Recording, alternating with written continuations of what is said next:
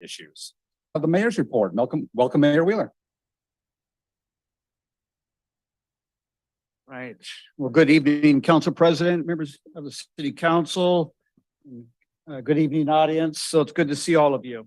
So I just have a few items I'd like to share, a couple project updates, and some other initiatives going on. So thank you. First slide, please. All right. So the pickleball court, while this is a small project as compared to the multi-million-dollar road and other infrastructure projects we do, a lot of people are waiting for this to be done. And so we are to the final stage. Right here is a picture of the court resurfacing and relining part of this project. It will be done in June this month. Just so everybody knows, there was a lot of focus on accessibility, which was accomplished last year. There was parking was reconfigured, a pathway was built, the gate was reconstructed, and also the new portable bathroom going in will have features that can adapt to meet ADA standards. So we can this will be accessible for folks of all abilities. So we're close, and it's exciting that we're almost there. And hats off to the Bremerton Central Lions Club. And of course, there was some contribution from our own community development block grants. Yeah, thank you. Next slide, please. Now this one, as many of you know, we are close to completion. This is with phase one. So all that's left is some signage and striping. And there's just a little bit of construction here. Of course, this is Perry Avenue. And it's looking good, and we appreciate everybody's patience while working through this project. Now, the update is the next slide. So many of you have seen the construction barriers, and with all of our road work, the first thing we do is we go underground. And in this case, there's some stormwater in the water systems that need to be updated. Once that's completed, we'll immediately move up to the sidewalk and street reconstruction. All told, this is an $8.5 million project coming to our city. And again, this is a lot of, these are state funds. A lot of it is state funds that we brought back home for the benefit of our city. Next slide, please. So the Washington Avenue 11th Street project, also coming soon. This one will begin approximately August of this year. $6 million project, and this one is has a couple features. The main one is the roundabout coming in at the end of the west end of the bridge, but there'll also be several other features that improve walkability, cycling. There'll be some improved lighting, decorative lighting actually, and some landscaping that goes in, and this will connect us all the way up to Perry or Pacific Avenue. Again, this is starting. We have a planning process we're going through right now, working with the contractor. This will be accomplished in phases to minimize impacts as much as possible on the surrounding community. So we'll keep you updated on that. We'll keep the community updated. Next slide, please. So this is a long-term project that is moving along nicely. I've been getting great feedback from the boaters and folks who use this wonderful region-wide asset, this natural asset that we have in our city. Obviously, we all agree we are the stewards of this tremendous environmental asset that we have. And so we just completed an application to reduce, and to the highest possible extent, phosphorus. Which is just done. Phosphorus is control, helps kind of keep the blue-green toxic algae down to a minimum. Obviously, we don't want that. Once you get a bloom, then that's where the lake closures come. We used to have a lot of those. We've reduced those quite a bit, and this helps with that. Aquatic harvesting scheduled between July 10th, August 4th. Again, this all meant to to get rid of plants that actually die, decompose, add nutrients to the water, and promote bad things from happening. So the harvesting removes it, actually removes it completely out of the water, and it's disposed of in another landfill for decomposing away from the water. Water quality monitoring, we'll do that every 2 weeks and then monthly in the winter.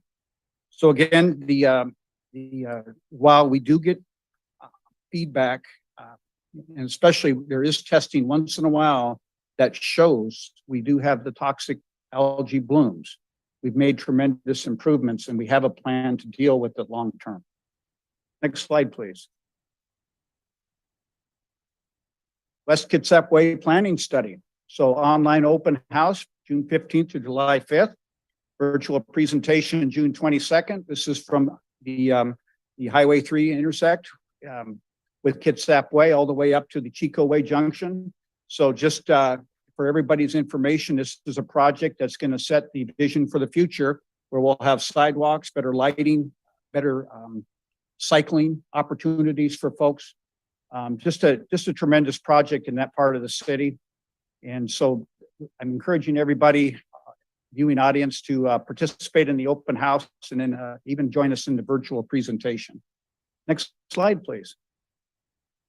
So this is our awesome poet laureate of the city of Bremerton. And I wanted to highlight this new art wrap, which is another awesome city arts program. So both of these together, this is just the most recent one, Do Burns Bump in Flight. And it's, you'll have to go down there and see it. For anybody in the audience, viewing audience, or here in person or the council, it's a great work of art and I'm just proud of that. And I want to close by inviting everybody to join our water division manager out in the hallway in the lobby to participate in the water system plan survey. So please stop by, take advantage of the opportunity, and that would be much appreciated. All right, so thank you. Thank you, council, and have a good meeting. Excellent, thank you so much. From Locklear, do you have a point of order? Just wanted to add that the process at Kitsap Lake is wholly non-toxic. Okay, that's not a point of order, but thank you. All right, thank you, Mr. Mayor. Appreciate your mayor's report so much. Next, we'll go to the consent agenda. Thank you, President Coughlin. For approval on the consent agenda are the following items. Claims and check register. 1, check numbers 402-928 through 403-182 and electronic fund transfers B37530 through B37634 in the grand total amount of $2,751,043.75. 2, regular payroll for pay period ending May 15th, 2023 in the amount of $1,069,625.93. 3, regular payroll for pay period ending May 31st, 2023 in the amount of $1,102,477.81. 4, retiree payroll for pay period ending May 31st, 2023 in the amount of $39,975.61. B, minutes of meeting May 17th, 2023. C, minutes of study session May 24th, 2023. D, minutes of special meeting May 31st, 2023. E, agreement with Capital Heating and Cooling, Inc. for the Puget Sound Navy Museum Indoor Climate Control Systems Project. F, contract modification agreement number 1 with Helix Design Group, Inc. for the Equipment Services Facility Interior Remodel and Secure Storage Project. G, purchase of a Leeboy 8500E asphalt paver. H, salary survey recommendations for the Service Support Specialist position, formerly probation officer. I, approval to change vacant therapeutic coordinator position to a service support specialist position. J, approval for additional extra hires for municipal court from June through August 2023. And K, ordinance number 5475 to amend BMC sections 2.76.100 entitled Contract Approval Required and section 2.76.110 entitled Amendments and Change Orders Approval. This concludes the reading of the consent agenda. Thank you. Does any member of the public wish to comment on any one of these specific items? Make sure there's nobody online. All right, seeing and hearing none, I'll go to the council for a motion. Yes, Councilmember Dennehy. I'll move to approve the consent agenda as presented. Second. All right, we have a motion and a second. I call for the question. Councilmember Chamberlain, Yes. Fry, Yes. Dennehy, Yes. Goodnow, Yes. Mochler, Yes. Younger, Yes. Coughlin. Yes. Motion carries unanimously. All right. Next on the agenda is public recognition. Perfect. As noted in the agenda, public recognition provides an opportunity for attendees to address the council on any city-related item that's not already listed on tonight's agenda. Note this includes the streeteries, which will be presented under item 6A. So if you have comments on the streeteries or anything else on the agenda, hold them for now. But if you have any comments not on anything on the agenda, now's the time. If you have general comments, please line up at the podium, or participating by Zoom, please raise your hand and wait to be recognized. We just ask that you state your name for use in the record. If you want to volunteer, if you live or work in Bremerton, and limit your comments to 3 minutes or less, and we'll use a timer system so that everyone is treated equally. With that, I open up public recognition. And we'll start here in the room. Yes, sir, please go ahead. Hi, my name is Phil Babcock, and I'm here with the support of West Sound Cycle Club, Peninsula Indoor BMX, and a Facebook group with more than 175 members to request that the city of Bremerton commit to the construction of a pump track in a Bremerton city park. WSCC will be sending a letter of support via email to the City Council this evening. A pump track is a skills park for bicycles, scooters, and skateboards. It consists of a series of rollers or smooth bumps and berms that can be ridden without pedaling. It's accessible and fun for all ages and skill levels, and would be a gem in the city's park portfolio, as well as Bremerton's complete picture of multimodal transportation. As a father of two, I would love to see this pump track come to fruition for my 3-year-old, who is a regular at PIBMX on his Strider, and my month-old daughter, who will hopefully be riding with her brother in a few years. The idea of a Bremerton pump track has already had some traction at City Hall. With the support of WSCC and Evergreen Mountain Bike Alliance, I made a presentation to the Parks and Recreation Committee in April of 2021, and the committee members unanimously agreed that an asphalt pump track would be something they'd like to see in a Bremerton Park. In the years since, I've had several conversations with Jeff Alabato regarding the steps needed to be taken to make a pump track a reality, and was happy to learn that he had already investigated building a track before my original presentation. We talked about some ideal locations, and the area of East Park just south of the Ice Center was at the top of the list. For a pump track to be a successful community attraction, it needs 4,000 to 10,000 square feet of flat space with ample parking. The East Park location fits all those criteria, and a rough bid from the world premier pump track builders, Velo Solutions, estimated the total cost of the project to be between $250,000 and $350,000. While East Park was the primary location we discussed, I would be happy to see a track built anywhere in the city as long as it is safely accessible by bike or pedestrian access. The nearest asphalt pump track is in Port Angeles, and our city needs a safe place for people of all ages to develop bicycling skills and community in a space that is easily accessible for all. However, despite enthusiasm for this project, it does not seem to be moving forward. It has not been added to the Park Pros plan, nor the city's comp or master plan as far as I'm aware. I ask that the city amend the pros and or comp plan to include the execution of a pump track on a 5-year timeline. Thank you. Oh, thank you so much for your comment. Next up, we'll continue in the room here. My name is Allison Slow-Loris. I'm a Bremerton resident and homeowner, and as 6 out of 7 of you know, owner and operator of a downtown business. I've also worked for a total of 8 years with unhoused people in Seattle. And I am here to say that it's time for Bremerton to stop playing whack-a-mole with people that are unhoused. The housing crisis is not going to go away. It's been for so long. We cannot provide services because then people will come here to use them.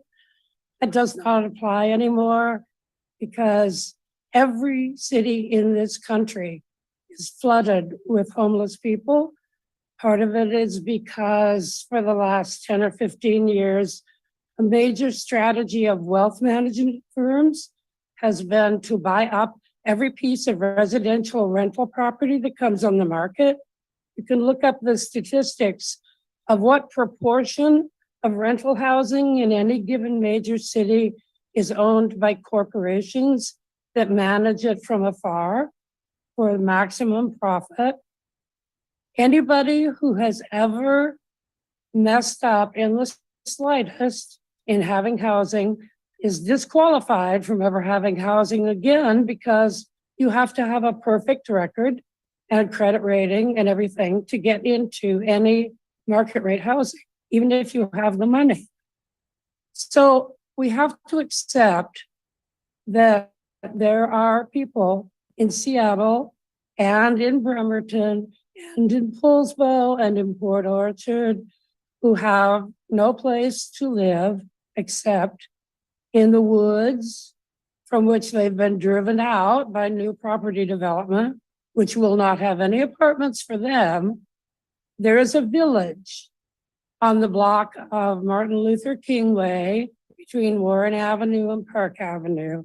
I pass down it most days, multiple times some days. I'm acquainted with some of the people because our store donates food both to a program that feeds people there a couple times a week and also directly. I've observed people taking care of each other, being kind to each other, behaving like neighbors used to. When chairs are thrown out on the sidewalk, they collect them and bring them to their street and sit together in the evenings. Anyway, they're not going to go away. So I am urging that we establish something like Seattle's urban rest stop, where people without housing can use restrooms, can shower, can launder their clothes. Seconds. That's it. Thank you.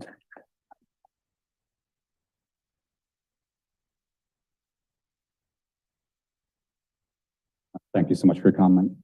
Greetings, Council. My name is Travis Merrigan. I'm with Safe Streets Bremerton, and I'm here to speak on behalf of the 6th Street Bike Lane project. I was excited to hear all the wonderful bike projects we do have coming online in Perry and 11th, but one that's left out and that isn't currently planned for is 6th Street.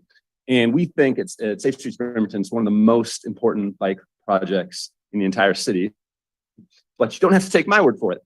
This is the 2007 non-motorized transportation plan, in which 6th Street was labeled dangerous for bikes and pedestrians. And further went on to say, quote, the downtown sub-area plan has identified 6th Street as a road diet candidate. The city should, it goes on. The city should take advantage of this opportunity by restriping 6th Street to include bicycle lanes. That was 2007. This is the 2016 comprehensive plan, where it placed 6th Street on its list of bicycle priority network and said that 6th Street could be a focus of targeted bicycle and pedestrian improvements. That was 2016. And not to be outdone, the current mayor, just last September, it serves on the Joint Compatibility Transportation Plan. The JCTP listed 6th Street as the preferred alternative to deal with the anticipated growth and transportation issues caused by growth in the city and by the base, the shipyard. These aren't just documents, okay? These aren't just studies. This is the citizens of the city, the elected officials, and city administrators getting together and saying over and over again, we need a bike lane on 6th Street. Every single time the city has asked, they've come to the same conclusion, 6th Street needs a bike lane. Right now, currently, we're in the middle of a repaving project, a multi-year repaving project. In 2024, a section of this project will be done between in the middle there, and it's a tremendous opportunity during a repaving project to put a bike lane in. It reduces costs. It speeds up the delivery of the bike facility that the city wants to build anyway. And I know there's resistance. I know there's a lot of challenges to get this done, but please honor the will of the people of Bremerton over all the years and all these plans, and encourage you to build those bike lanes. Thank you. Like, you hand it to, a staff president, thank you.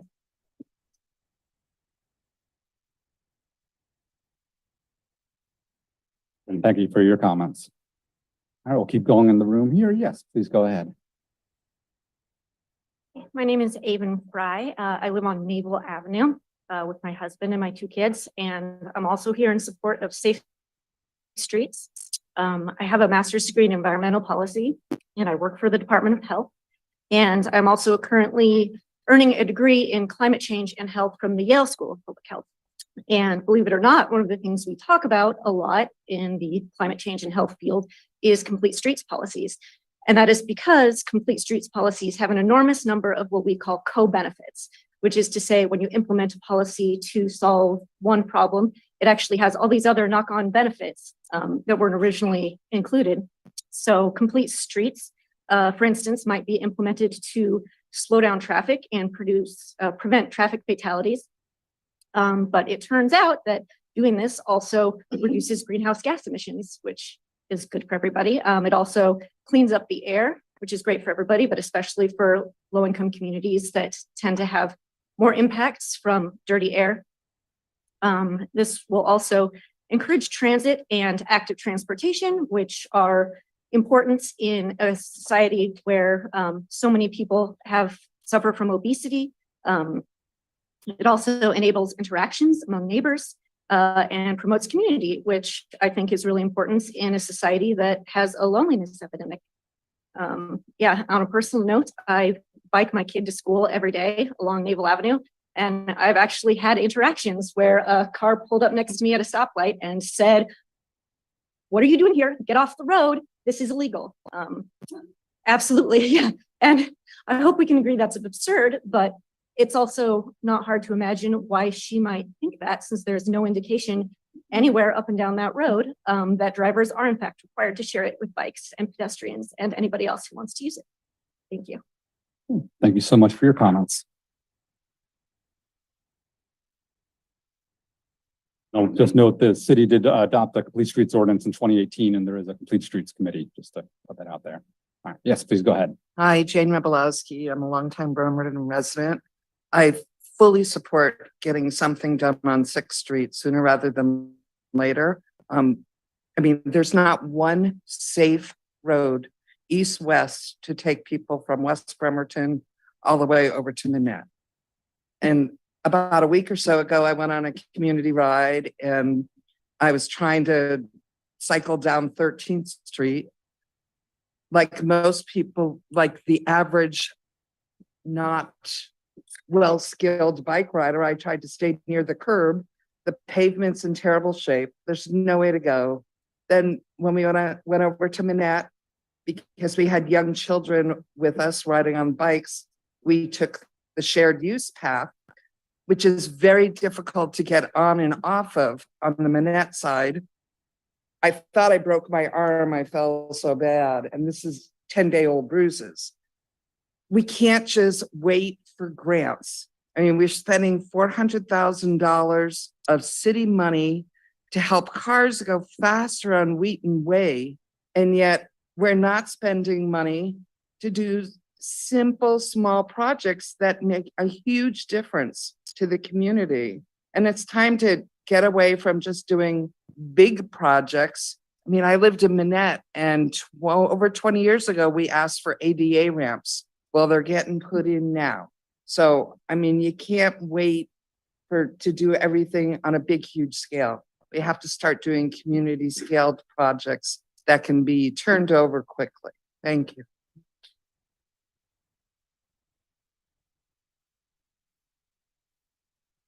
Thank you for your comments. Yes, please go ahead.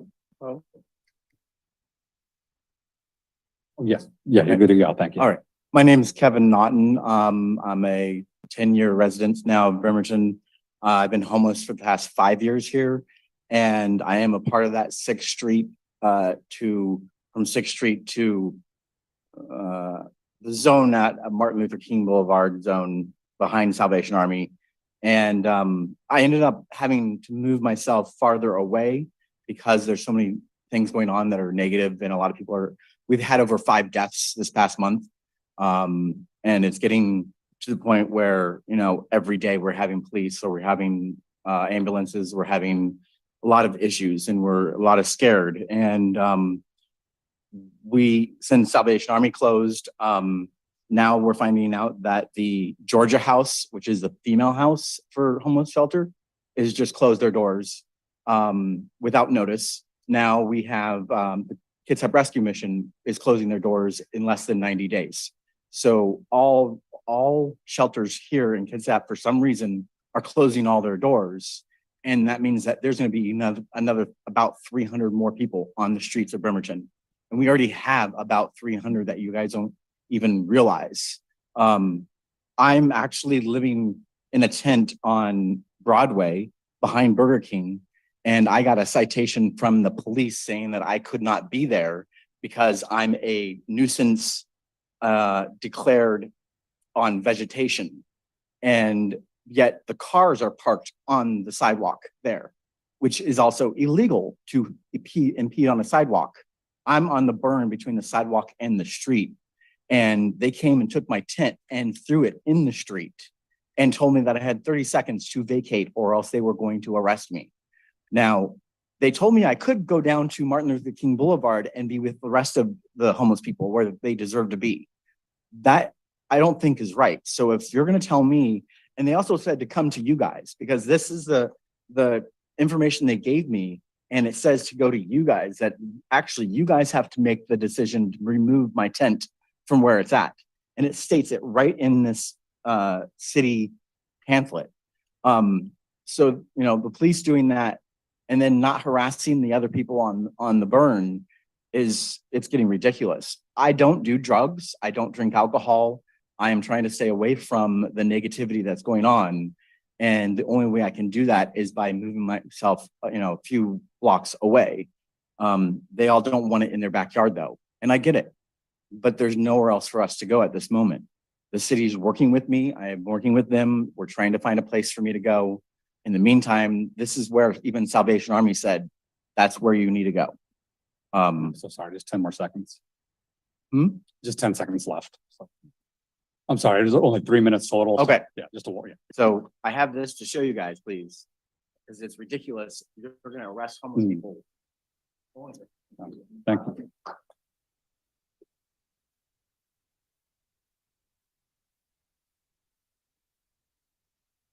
Thank you for your comments and in relaying your situation. The council sets broad policy. We don't manage day-to-day activities such as the situation you faced. But I suggest talking with the administration for day-to-day actions.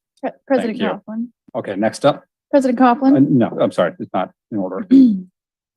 Okay, anyone else for public recognition? Let's check if anyone online. Okay, I'll go one more in the room here, then go to online. Yes, please go ahead. Good evening, council and mayor and city staff. Appreciate this opportunity. I'm Jim Klein.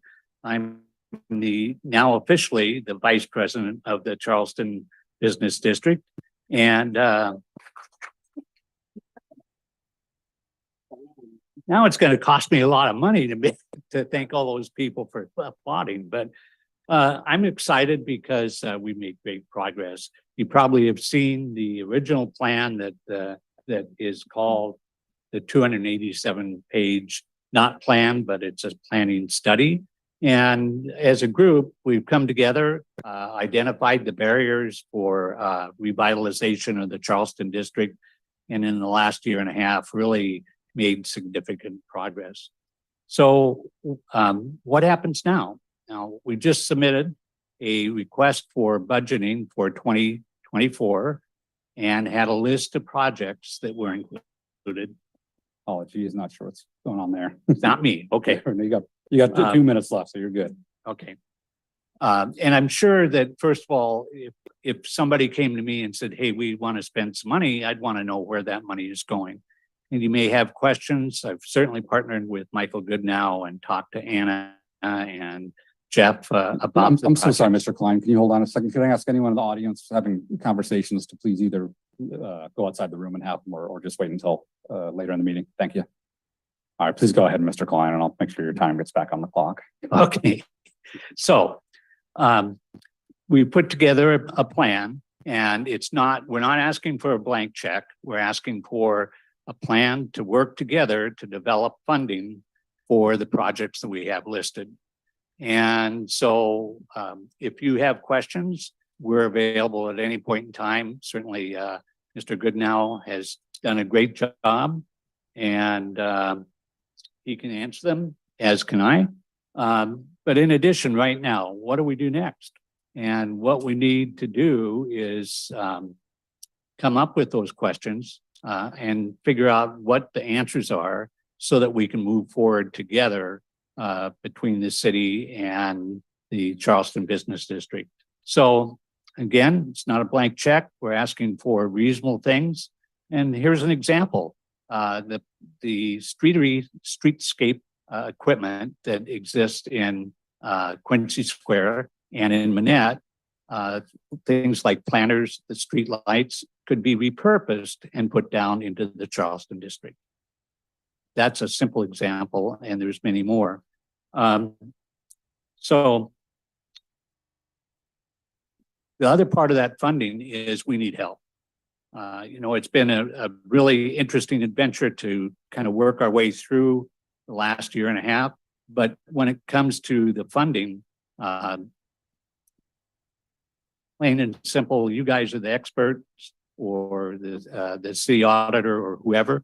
But if you'll let us work together with that, we'll come up with a reasonable plan to move forward, because again, Charleston, the Callow area is the other downtown, or the other entrance to Bremerton's second downtown.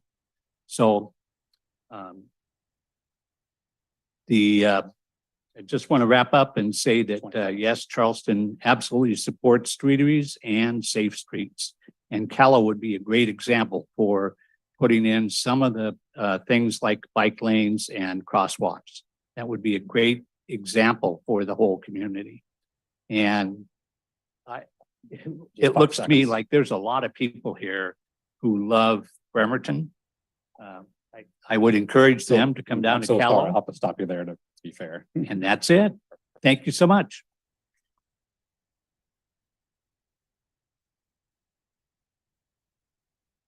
Thank you so much, Mr. Klein. I know the council has in its goals and priorities to support the Charleston area, so look forward to continuing that discussion throughout the year as we head into budget season.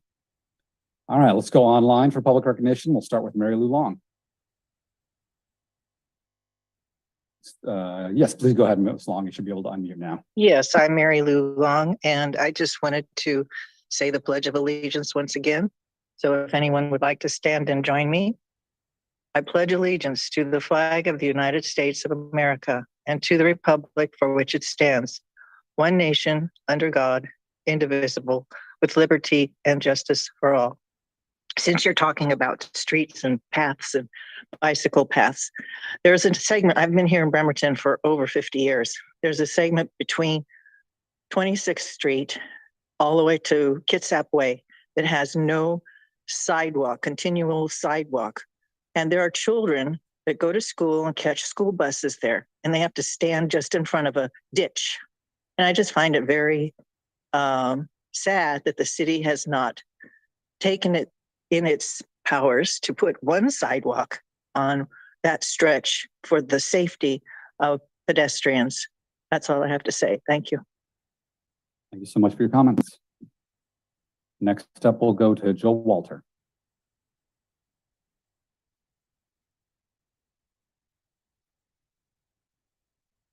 Please go ahead, Ms. Walter, if you can hear me. Hi, thank you.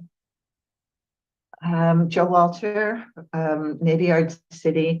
I didn't plan to speak tonight yet. Hearing from Allison and I'm sorry, I missed the name of the man who was charged with being a nuisance on vegetation. I just feel like I have to speak up in support of boy, the community, thank you to that gentleman for showing a face of our neighbors who are homeless, that folks don't get a chance to hear from them at council meetings, to understand what it is they're up against and have a chance to relate to them. 5 deaths in a month. I didn't know about that. I mean, what are we doing? These are, our most vulnerable people, and they're not safe there. What are we doing? And we have a meeting coming up. 2 council members have been invited, or will be if you haven't been yet. We're still looking at toilet facilities down there. Allison is right. They're not going away. It's not going to change. I don't know, a town hall meeting? I don't know. Urban rest stop? Yes, please. If people don't know what that is, there are facilities for showering and laundry at the Salvation Army. It is not satisfying all of the needs in the community. So let's look at an urban rest stop. Oh boy, I'm kind of messy right now. I'm just emotional at hearing these folks speak up, and I need to speak up too. So thank you. Thank you so much for your comments. I will see if there's anybody else for public recognition. All right, seeing and hearing none, we'll go ahead and close public recognition and move on to item 6A, which is an information only item. Please know that the council will not be taking action on this item tonight, but following the presentation, we will open up for public comment, followed by council discussion and questions. With that, I welcome Public Works Director Tom Nucky to provide a briefing on the mayor and administration's recent actions and decisions regarding streeteries. Please take it away, Mr. Nucky. Good evening. I got a PowerPoint, so Hans, you could put it up. So, slide.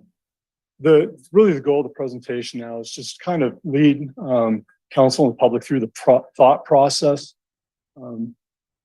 that led to the conclusion to eliminate the streetery program. Slide, please. So I wanted to start out by going through the background and just let you know that prior to COVID-19, there were a handful of cities nationally. Go back, Hans, please. Okay. That operated streeteries, and presumably they operated them following NACTO guidance, and NACTO stands for the National Association of City Transportation Officials. So they had guidance that's been out for a while regarding parklets, but then as the COVID-19 pandemic started, there were restrictions on business operations, and so NACTO came out with different guidance specific to the pandemic, and it was titled Streets for Pandemic Response and Recovery. And it included specific guidance on on-street dining because you couldn't go into businesses. And so, like many cities nationally, and of course in the state, the city, through an emergency executive order in the middle of July of 2020, adopted a policy to allow that operation. And so initially 6 businesses operated dining in the right of way. By the first of the year, 2 had closed. In January of this year, we received significant complaints from one business that was also downtown, and discussed termination of that permit for operations at that facility. And so by February, there's only been 3 that remain. Slide, please. So I think it's fair to say that dining in the right of ways received mixed reviews. When they're used, they're popular. When they're not used, we get a lot of negative complaints, especially from adjacent businesses. And they're generally, more often than not, they're not used. So as the pandemic came to conclusion last year, we knew that there was a goal to adopt a streetery policy, which is different from dining in the right of way, the COVID-related policy. And so we began gathering information, trying to understand issues and concerns in order to develop a streetery policy. And we weren't done with that. We'd barely gotten going on it by the time the emergency officially ended in October, And so we contacted the 3 businesses, actually it was 4 businesses at that time, and advised them that we would continue their current permits, which were no cost. They were type A right-of-way permits. Type A permits were provided. They can be rescinded quickly. And again, there are no cost permits. And we told those businesses that we would allow them to continue under their current operations until we put a new policy in place, at which time, if they wish to continue, they'd have to abide by the new policy. Slide, please. So that was in October. In November, we received audit findings from the Department of Revenue. Back, please. We received audit findings from the Department of Revenue, and were notified that we weren't compliant with collecting a leasehold excise tax. And so that's a tax that's paid by a private entity for the beneficial use of the right of way in this case. And it's about $100. But in order to address the audit issue, we had to follow our type C right-of-way, long-term right-of-way permit procedures in order to calculate what the cost of the leasehold excise tax would be, and then charge the businesses that tax so that we could turn around and pay that to the Department of Revenue. So we did that in November, and what we found out was that effectively issued right-of-way permits for the businesses that had paid those taxes. Because we weren't following, it was unintended to issue the type C right-of-way permits, but we did. And we didn't realize that until that was brought up at the May 17th council meeting, and we went back through and tried to figure out, okay, well, where are we and what do we do? And that's what we did. So, so the current status is that in looking into a policy regarding streeteries, we came to the conclusion that the program should end. But there are entities, a couple businesses that have current permits. And so the decision was made to continue the program until those permits expire in the spring of next year and then terminate the program. Slide, please. Okay, so we have 3 businesses currently that are operating dining in the right of way, and their photos are up here. And again, this this doesn't follow the streetery guidance that exists, but it does follow the pandemic specific guidance from the National Association of City Transportation Officials. And they're actually quite a bit different. Go ahead, Hans. Okay, so we did not spend hundreds of hours going through, we spent a lot of time to identify all the issues. We did not spend the time necessary to identify recommendations for each of those issues. We didn't have open houses, public meetings. We didn't engage the council. We didn't go out to the businesses that were operating and ask for their input on the host of issues. And the reason that we didn't was because you go right to the bottom lines. There are 2 issues that we felt we couldn't get past, and those are regulatory issues and safety issues. But I just want to, again, I want to let you know the issues that would have to be addressed in the policy and the thought process that we went through in trying to get our arms wrapped around this issue. So the first one is ADA accessibility. So streeteries would need to be 100% ADA accessible. Currently, they're not. And there are a lot of issues that are involved in making those ADA accessible that take up a lot of real estate. For example, ramps can have a maximum slope of 12:1. So if you have to, if you've got a 6-foot curb and you try to ramp down from that, you're going to have a 6-foot ramp, and you're going to have a turning area at the bottom for a wheelchair that's about 5-foot diameter. You're going to have a space at the top. There are a lot of issues associated with ADA accessibility with the walkways and things like that that are challenging, and they're expensive. The second one is limited locations. So not every area, not every business would be eligible for a formal streetery. And that would result in a lack of equity. That is an issue that we'd have to work our way through. Not the reason candidates aren't, businesses aren't all candidates is because we'd have to consider catch basin locations, sign obstructions, the speed on the streets, the number of streeteries per block. I think it's the city of Seattle and their policy. It might be San Francisco. I can't remember which. I think it's Seattle though. They allow a maximum of 2 streeteries per block and only 1 per side of a street. So that's what they thought was appropriate. For Bremerton, maybe it would be different. I don't know, but it would take a lot of interaction to try to figure out what that would consist of, what is fair, not only to the businesses wishing to operate the streeteries, but all the adjacent businesses that are impacted as well, right? Minimum usage would have to be established. There was one business downtown that was only open 3 days a week for a few hours a day. That we felt was not, that low usage didn't provide public benefit. If you are going to have a streetery in the right of way, occupying the right of way 12 months out of the year, and you're going to try to have a reasonable amount of usage, then that leads you into things like roof structures, heat, lights, those sorts of things, which bring in, building department review, fire department review for a program that doesn't exist. It would take a lot of time in coordinating with those other departments in order to put together the policy that would make sense, for the city, right? In parking impacts on other businesses. Our on-street parking is very well utilized. It provides a public benefit, particularly to the adjacent businesses.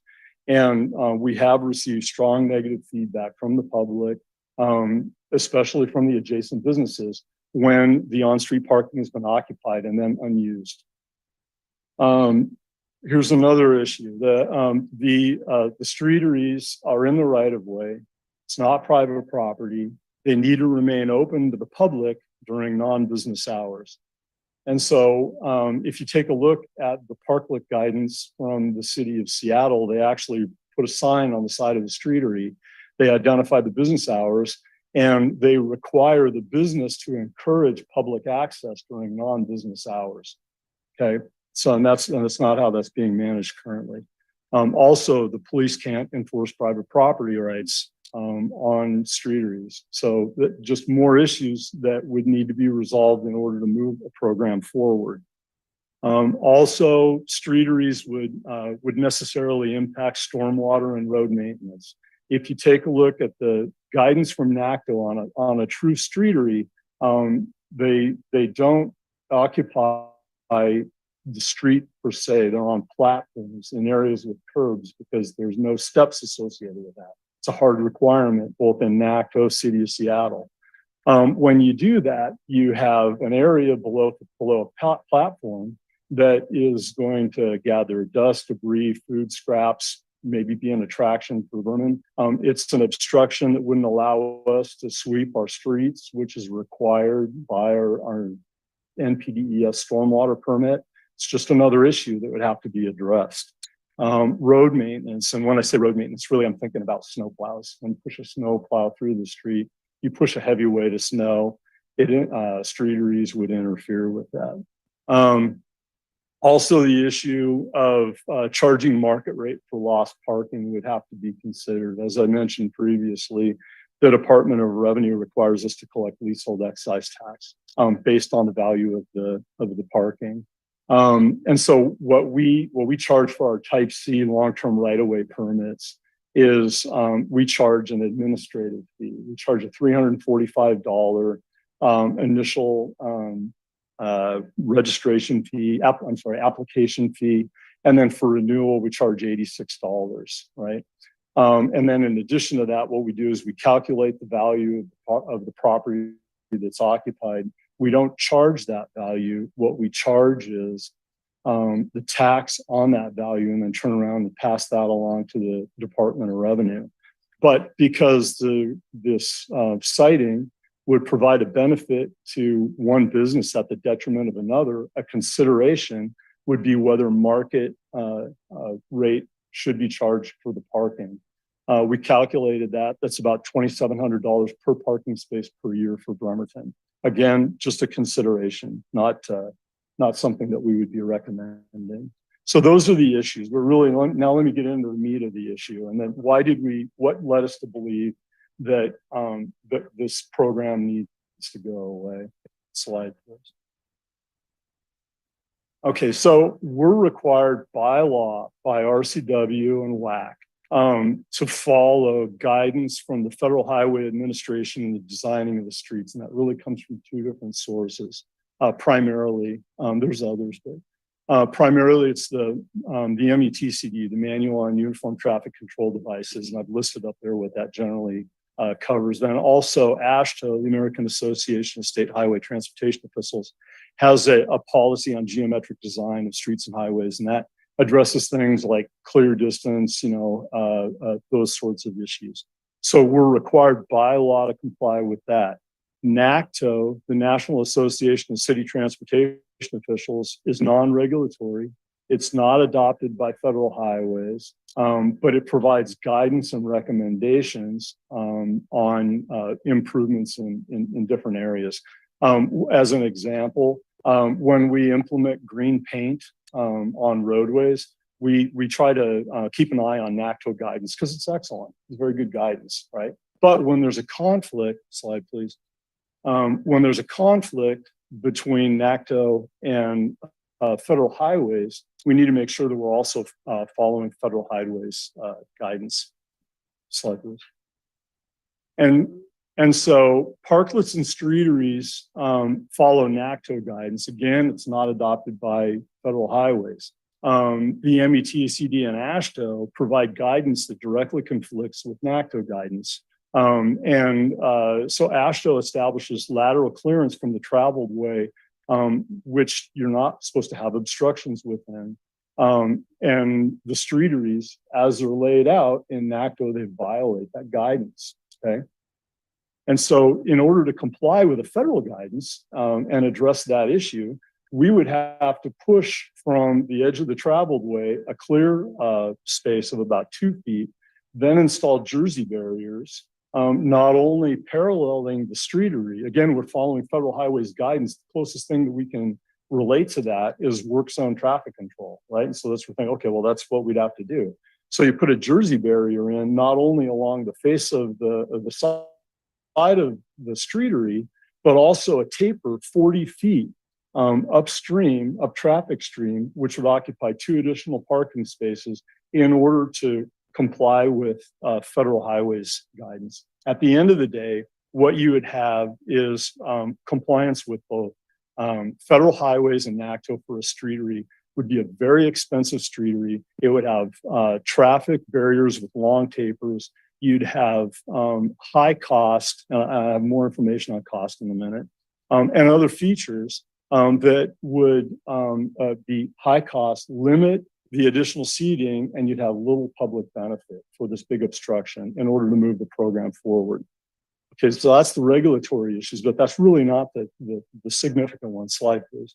And really the significant, okay, I'm sorry.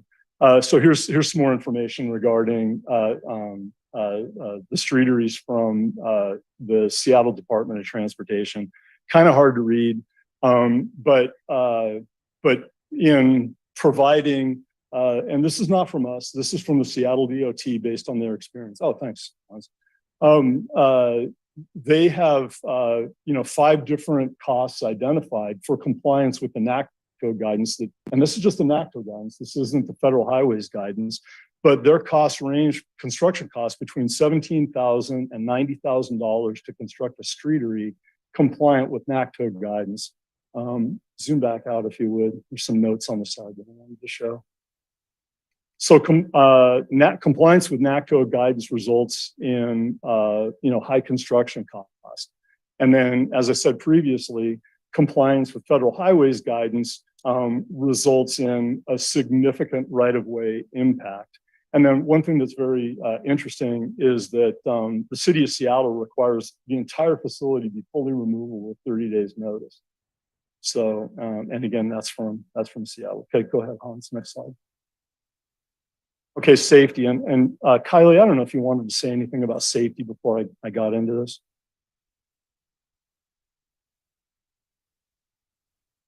Sure. So while Director Nucky talks about the standards, where those come into safety is that the standards are designed to, or promulgated to keep people safe in the design of roads, streets, structures that abut them. Whenever safety is compromised, that can be what leads to liability for the city. Streeteries are relatively new. There have obviously been sidewalk cafes around for a really long time. But streeteries where there's an area of a parking spot used for a place for people to sit and relax, that is a fairly new thing. And there's not any cases that I was able to find in the time I could spend on finding them that address streeteries specifically. However, the city has had a lawsuit filed against the city related to a bus stop sighting, which is in some ways similar. Bus stops have been around a long time, and there are a lot of cases about citing those. One of the cases that I came across in defending the city against the bus stop location case that we had involved the city of Seattle and King County and the location of a bus stop. It is in that case, and I won't get into the procedural posture. It's not really relevant to this discussion. But one of the things that the court focused on was the evidence presented by the plaintiff's expert witnesses. In that case, the bus stop was oriented with the backs of people waiting against the lane of travel. And in a tragic incident where a car left the roadway and crashed into that. And I believe it was actually the family of the person was suing the city. And so one of the factors that the judge looked at in that case or was swayed by was that even though the county in that case was said had complied with the standards, that the orientation of it being turned around backs to traffic made it even more dangerous. And that it when people are sitting alongside of a road, they are aware of surroundings and facing out. In this case, they were facing in and have been somewhat enclosed and invited to relax, take a load off, and let their guard down. And so that was really the case that I thought was most on point to what we have going on with the streetery. Combining that with the situation where we would be in if we were not in compliance with federal standards for citing a structure in the traveled way, it would make this situation certainly one which could expose the city to liability. And like I say, I mean, liability is a secondary concern. It is a safety issue that's the primary concern. Thank you. And that just goes to the first bullet. I mean, these streeteries, they encourage people to have a beer, relax, ignore traffic, and do that, Please which order is an audience. generally a good thing, but it's not great within this zone, right, adjacent to traffic. Anyway, so I've got some examples of issues that resulted. So here's a link. There was in this incident, there was an individual in New York City that was evading police, zero regard for public safety, zero, crashed into a number of vehicles, people diving out of the way, and he blew through a streeter and destroyed it. Next example. So here's another one. This is a night time thing where a vehicle crashed into a streetery and destroyed it. And no one was present at the time. It led to a concern about safety. And then this next one. So this is go ahead and start it. So this there's no audio here, but it's a report from a television article, television report regarding I think it's probably safety security cam video that shows a vehicle that is leaving the roadway, going through planters and acting people in a roadside dining environment where there's no appropriate safety barrier between the people that are dining and the roadway. So go to the next slide. So there's another one. There wasn't good video, but there was an incident that we saw where an elderly woman was trying to parallel park, lost control of her car, crashed through the sidewalk, and killed a person. Right. So that's why we're recommending that the streetery cease. It's not an appropriate use of the right of way. We have better alternatives, and we have them throughout the city, and we think that they're great. And those are sidewalk cafes. They exist at a few different locations, larger ones, Yoko, Horse and Cow. Also coffee shops, plenty of coffee shops that have tables with small chairs adjacent to them. Quincy Square is another great example of activation of the right of way. When we close a street to vehicles, we have safety bollards that are incorporated in the design. We're considering sidewalk cafes with the design. Slide, please. And just some examples of what we think the right approach is for outside dining, also in the right of way. Anyway, that's the last slide that I have, so I'd be happy to answer any questions. Try to anyone. Okay, thank you, Director Nucky. With that, we'll open up for public comment on this item. Similar to before, please line up in the room for the podium or raise your hand on Zoom to comment.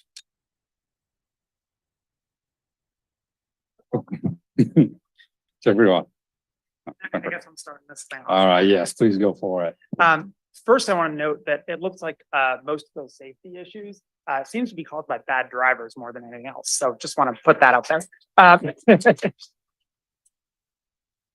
So good evening, council. Good evening, public. My name is Jackson Pincus. I live on 8th and Naval. I'm the vice president and co-founder of Safe Streets Bremerton. We're now almost 200 strong and counting. So you will hear us and you will see us. I want to start just by saying that Bremertonians want to support local businesses. We want to enjoy our weather. We want to enjoy our downtowns. And yes, that does include Callow. We also don't want to be hit by a car any more than most drivers want to hit us. But the solution to this safety and access dilemma has to be centered on creating the best experience for people, not for cars.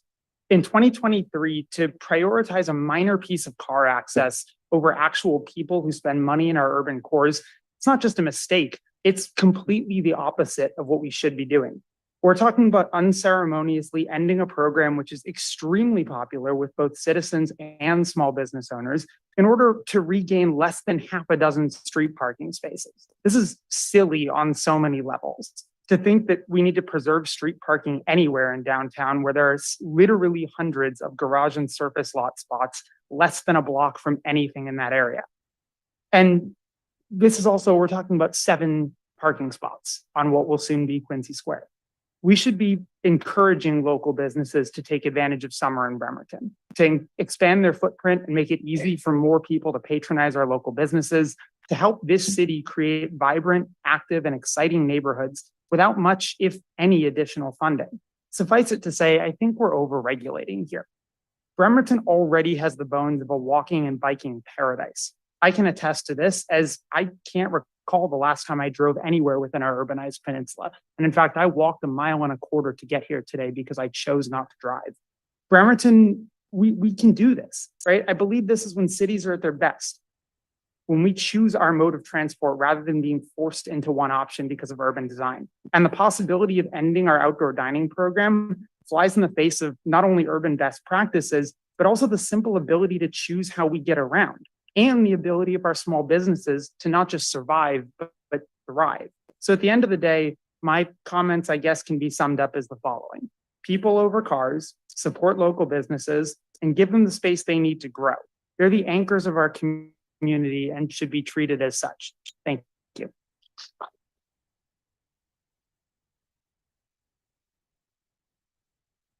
All right, thank you for your comments. Anyone else for public comment on this item? Whichever one of you wants to jump up first. Perfect. All right. Remember, just please state your name for use in the meeting minutes. Thank you. I am Juliette Johnson, Local Boys Tap Room, 4th Street. We have a streetery. As there's our lovely neighbor, Remedy. To appreciate the fact that I understand the city's concerns, your ADA concerns make no sense. You appreciate that when we originally got our permit to put a streetery outside, the health department came and said to us, this has to be ADA accessible. I had a curb, places outside. I bought a ramp.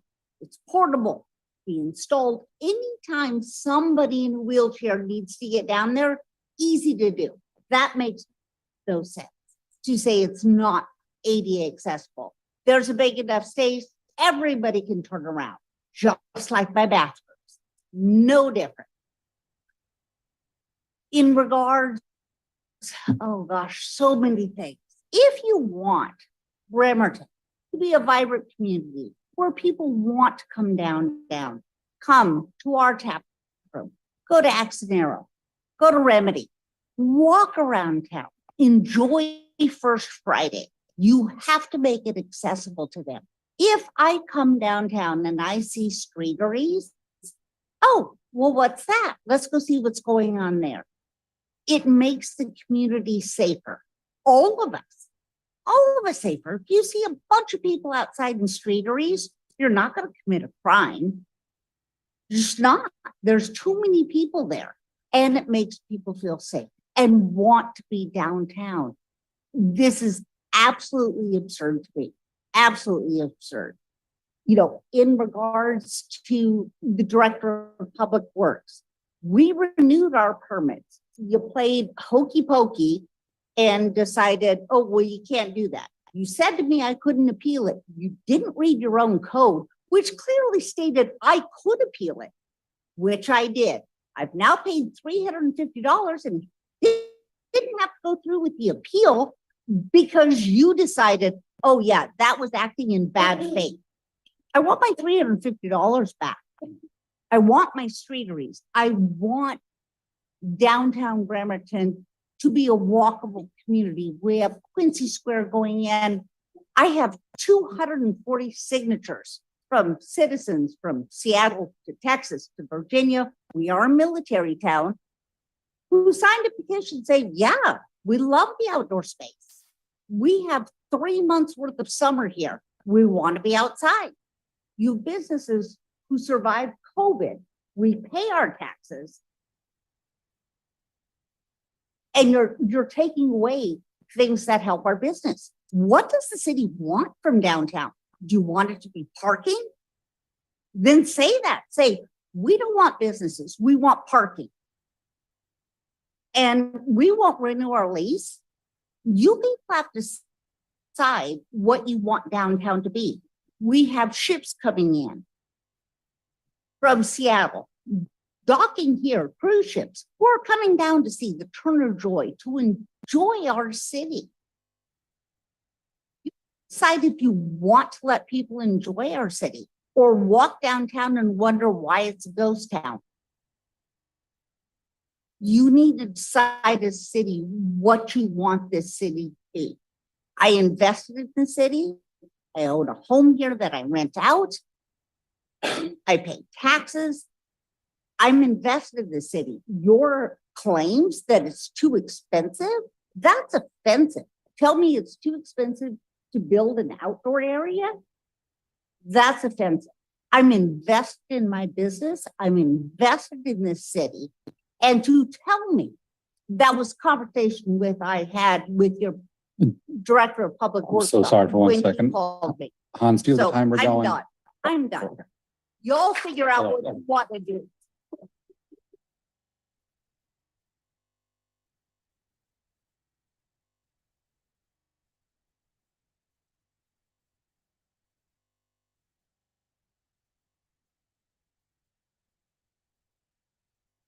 Just Thank a you for your- thank you for your comments. Point of order Just- yeah, before point of order. the director Second, Director. joins in, but can we confirm with the clerk and IT that the timer is being signaled to the chair? I kind of saw, I said, yeah, no, Yeah, thanks, nothing Councilmember. against the comment. I just want to make sure because we have a lot of people in the group. Yeah. That there's an actual signal that the chair is able to. And see. apologies, Thank you so much. I have my own timer and it failed on that one, so the one incident. So my apologies there for my timer not going off. But yes, Director Nucky, if you want to respond. Just one quick comment. So I checked with the project manager on this project and she indicated that she reached out. There were two people, two businesses that filed appeals and yeah, we absolutely want to fund the piece. There's no reason to. So. And I'm so sorry. We can't have a two-way conversation. So. I just wanted to clarify that. Thank you. Okay. Thank you, Director. Okay. Anyone else for public comment on this item? Yes, please go ahead to the podium. Hello, I'm Erin Hale, the Executive Director of the Downtown Bremerton Association. Good evening, Mayor, City Council, and City officials. When you think of Downtown Bremerton, I want to inquire about your collective priorities. You've bestowed upon me the incredible opportunity to seek out Main Street accreditation for Downtown Bremerton, and I'd like to share a little bit about what that means. Main Street is more than a B&O tax incentive. It's more than tidied buildings and grant funding. Main Street is about the journey and not just the destination. Main Street is community. And community is about people. People are about connecting, especially in a post-pandemic world. We need gathering spaces to sit and converse and heal. If they're in the sunshine on a beautiful day, even better. We need to make people our priority. When you rose to the occasion of COVID and granted local boys in Remedy, for example, the opportunity to expand their spaces for the betterment of their businesses, something happened. When you walk down the street, there are people walking to and from. Navy Yard workers stopping to enjoy a refreshing beverage. There are eyes on the street. The streets feel electric and safe. I, as a woman, feel safe here. I could print out and present all of the studies conducted by Ivy League universities about the benefits of parklets and streeteries. In fact, I've shared quite a bit with you, including the culmination of research conducted by the Seattle Department of Transportation on the subject, as well as the importance of parklets and streeteries from a Main Street perspective, the very organization you've invested in by investing in me. There's a culture shift that needs to be adjusted within downtown. We must invest in people, people-friendly spaces, people-friendly opportunities for connection. We will never survive if we focus all of our energy on resources, on cars, and how to avoid them. If we invest in people, more people will walk or ride their bikes. If we invest in people, more people will invest their time in opening businesses in town. If we invest in people, more people will want to spend their money here and promote the wonderful community we have. We, the Downtown Bremerton Association, and all of the businesses in this corridor know what we have. Do you? We're so close to Main Street becoming an actuality. We just need the mayor, Tom Nucky, City Council, and the planning department is led by Andrea Spencer on board. I ask for your innovation, your willingness to invite everyone to the table, and that people be the central to the core of your priorities. Thank you. And I want to make one note that in a meeting with the mayor and Chief Tom Wolf, that they kept referring to people talking about dangerous spaces and other places in conversations about Bremerton being unsafe. And they kind of made fun of the fact that people were talking about other spaces. And so I just want to point out that these examples in New York and all over the place that have nothing to do with Bremerton should be void from this conversation. Thank you very much.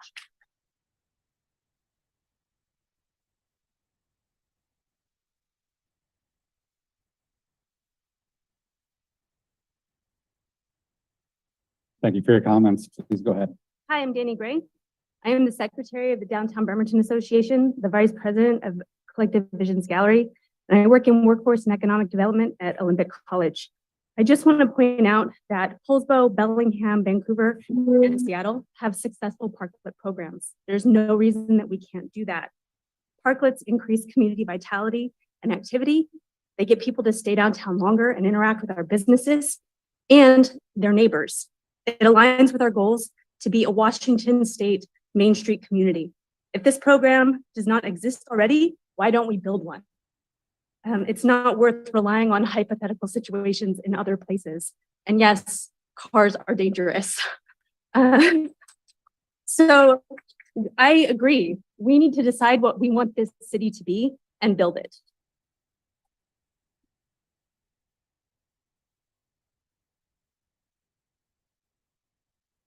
Thank you for your comments. Let me look online to see if anybody online. All right, we're going to hand raise Mary Ann. Please go ahead.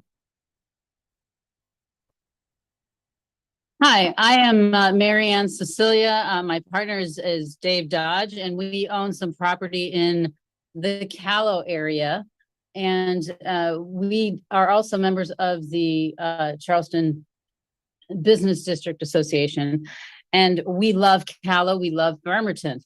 And I fully agree with those other speakers that were before me that said, yes, we are not Seattle, we are not New York or any of these other cities. We are our own city. We are Bremerton, we are Charleston. And so what we need to do is figure out what we want to be and how we want to be able to support local businesses. The fear mongering about, oh, it's possible that somebody could, drive through an area is absolutely ridiculous. I am a therapist. I fully understand that people need connection. It is a terrible situation that we have been in, where people don't even know how to connect anymore. It's felt throughout our whole community. So I'm hoping that our city council can figure out, instead of how all the reasons why we can't do something, how about how to make it work? How can we make this work? How can we make our city more accessible? Is it possible? Instead, maybe we need to not make that area with the parklets for cars. Maybe we need to close the whole thing off and use it for a walkable, completely walkable area, meaning no cars would be allowed. Put bollards in there. Let it be an actual walk-through area. Sorry, there's some plots on the, hold on. Okay, please continue. Anyway, I'm simply wanting to support these local businesses with the streeteries. And I feel that we need to really get on board. The city needs to get on board and figure out how to be a part of the solution instead of pointing out all the problems and the reasons why we can't do something. Thank you.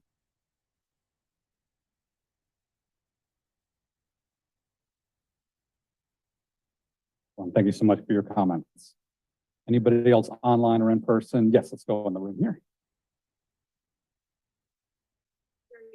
I've been here in Bremerton for 14 years and Port Orchard for 20 years. This is the first time in the whole time I've lived here that people want to come downtown. I mean, we have the cruise ships. Everyone's mentioned the cruise ships. We have First Friday that's growing. Everyone's really trying to come here. People from Seattle are moving here. It's the first time that it looks like there's something that has like hope. And for so many years, we're just like this sea of parking lots. There's so many holes in downtown and around it. We have so much parking. So if we just want to address just the parking issue, besides the ridiculous examples of what could happen if a car ran into the streetery, there are lots. I mean, I just Googled it. There are 30 lots around here. I've lived here this whole time. There's never been a time where I couldn't find a parking spot. Why don't we block off the street, like she mentioned, to let people just walk around and support local businesses? What do we want to be? A sea of parking lots, or do we want to be something more vibrant? Thank you.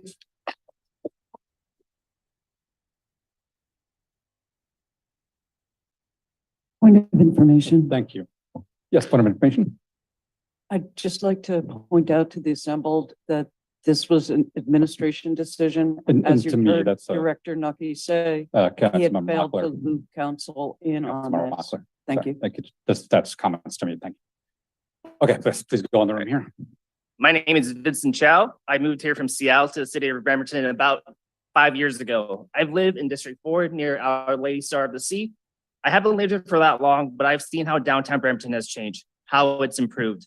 And one of those improvements was the streeteries. I believe it contributes to the walkability of the city, contributes to a sense of community, and it brings people out into the city. I spent plenty of time with coworkers, friends, and family in the streeteries.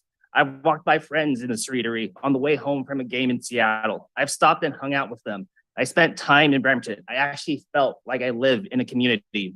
If the concern truly is safety, then we should make the city safer for pedestrians, safer for bikers, not easier for cars. I walk to work.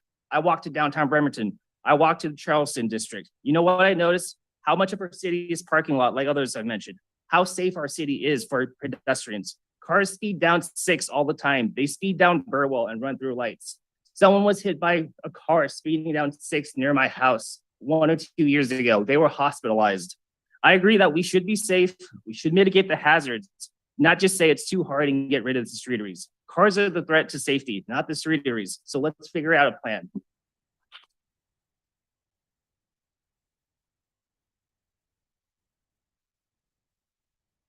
Thank you. Hi, I'm Allison. I own Remedy. I just want to reiterate what everyone's saying here, but also point out this is a room full of very passionate Bremerton lovers and really smart people, and we all have ideas. Every single issue that was on those PowerPoint slides, just off the top of my head, I could come up with solutions. So like, let's bring us to the table. Like, we are all committed to this city. We all have ideas. We're smart. Bring us in on this conversation before just making that decision. Thank you.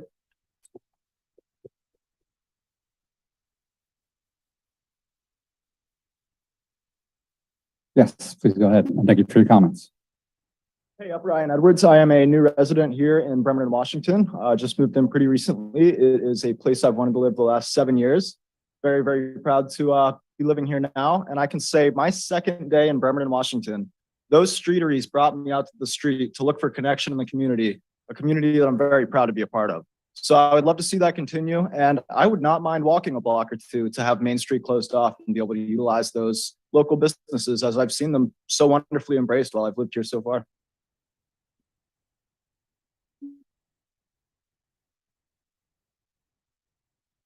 Thank you for your comments. Anybody else for comment on this issue, either online or in person? Oh, I'm sorry. Let's go to Joe Walter online. So sorry. Check. I just want to add a brief comment. Joe Walter, Navy Yard City. I'm not there, and I want to just be part and be recognized as part of this community of passionate Bremerton lovers who supports streeteries and the whole, and parklets and the whole culture around that and what that means for us.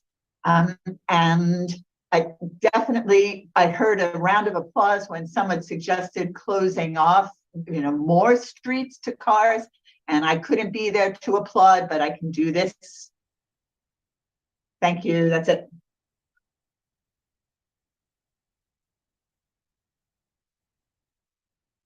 Well, thank you so much. All right, now back in the room. Hi, for over 30 years, I was a public works inspector in City of Bellevue, City of Bremerton, City of Upland. I forget where else. Anyway, the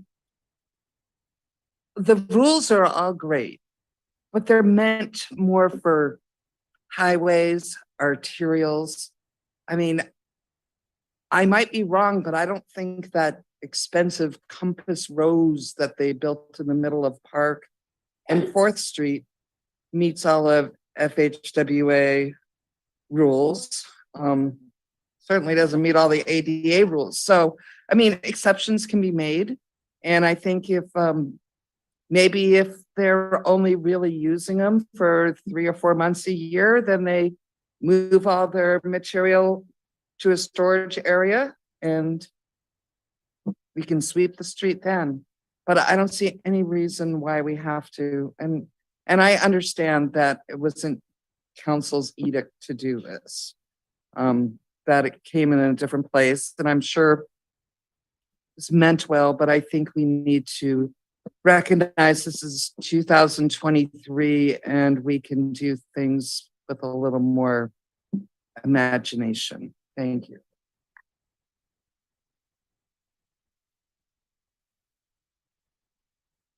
Thank you for your comments. Yes, please go ahead. I originally did not support the streeteries because of the loss of parking, but I have emphatically changed my mind. I am 100% in favor of us reconfiguring 4th Street, that block, to resemble Quincy Square with plenty of angle parking and plenty of room for the streeteries and one-way traffic. It would meet all the safety and accessibility requirements. It would contribute to our growing vital downtown tourist attraction business district. It's money well spent, and it would increase the parking rather than decrease it.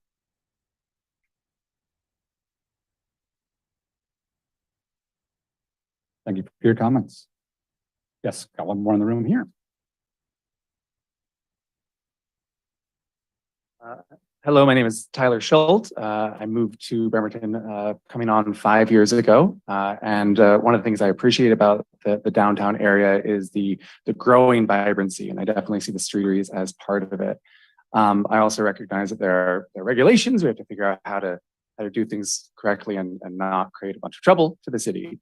And as I think about the area where the streeteries are right now, I can imagine one of the concerns is that there's at least one private parking lot there.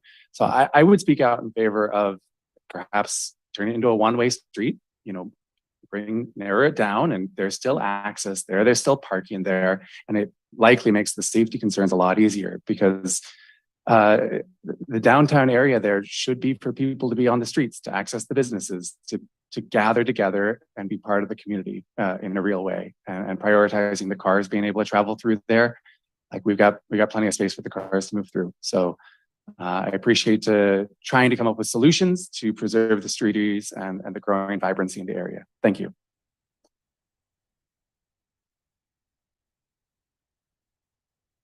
Well, thank you for your comments. We'll continue in the room. My name is Rachel Munson. I have lived in Bremerton for about 36 years. I live in Union Hill. And I have two things. There was a comment made that said that there are certain businesses downtown that have sidewalk cafes that works. Why can't we just expand the sidewalks to accommodate these new streeters? I mean, if sidewalks, that's all it takes is sidewalk. Expand. I'm so sorry to ask you to speak towards the mic so it can be picked up online. Expand the sidewalks. If it works for Yoko and Axe and Arrow and the Horse and Cow or whatever the other organization, company, business is down there, why can't on the other side of the street? Why can't we expand the sidewalks? That seems like a very simple solution. And maybe that would require the one-way streets like other people are talking about. And I'm supposed to ask, was the planning department with no less than 2 master's degrees in urban planning included in this discussion?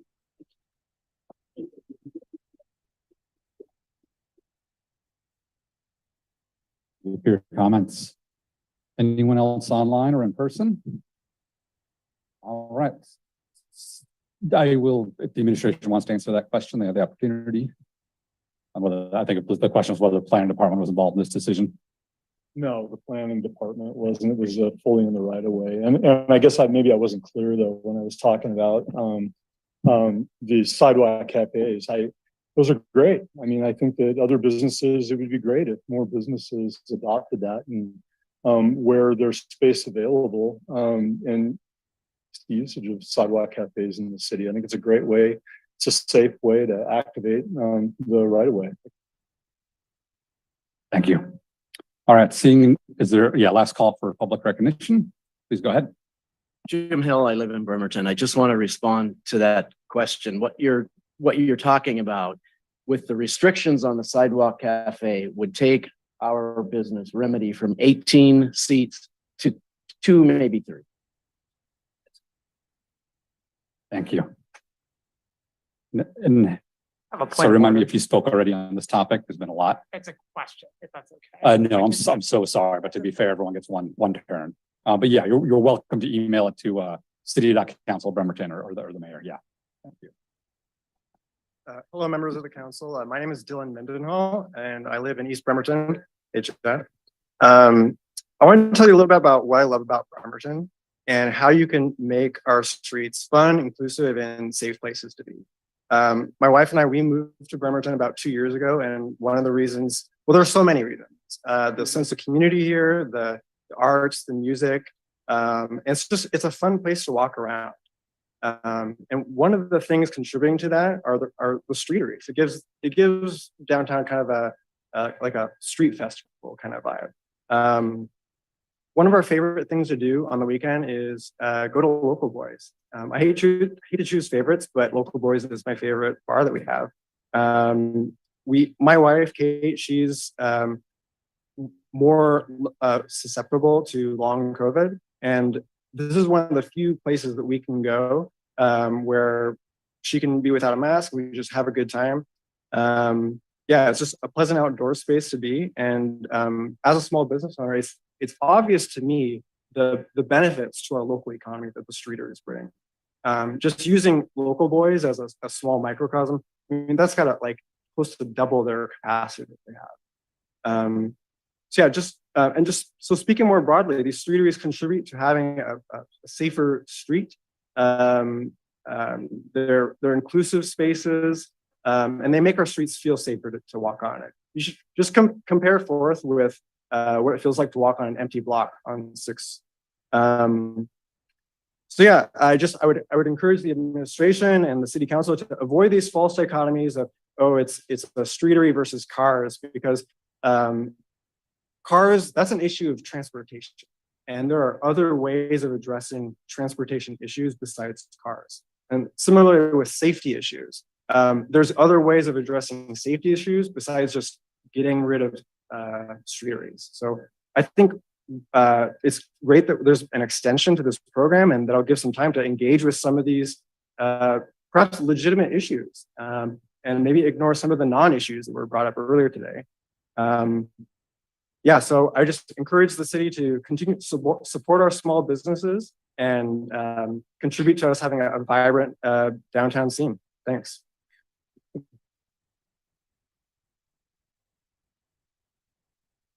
Thank you so much. Last call for anyone who hasn't spoken yet. Okay. Hello, my name is Kale Smansky. I live in the Union Hill neighborhood.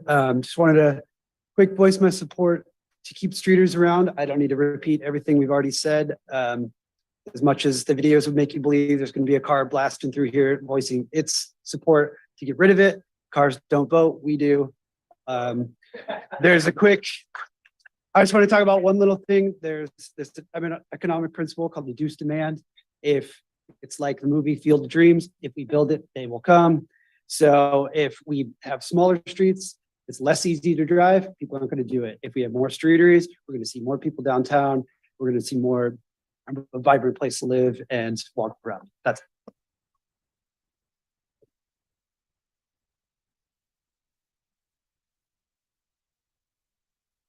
Thank you. Anyone else online, Hans? Just got to check. Be fair. Going once, going twice. Okay, seeing and hearing no more public comment. I'll close public comment there, and then we'll go to the council for questions and comments. I think council is trying to keep it no more 3 to 5 minutes each. Meeting's going long, and then we'll take a break, a recess in the meeting after that.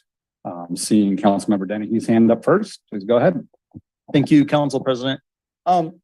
Thank you so much for everybody that's come out. Obviously, this is an important issue to the community, and it's really encouraging to see everybody out here. So, you know, I'm going to begin my line of questioning. Hans, could you bring up the slide that Director Nucky started?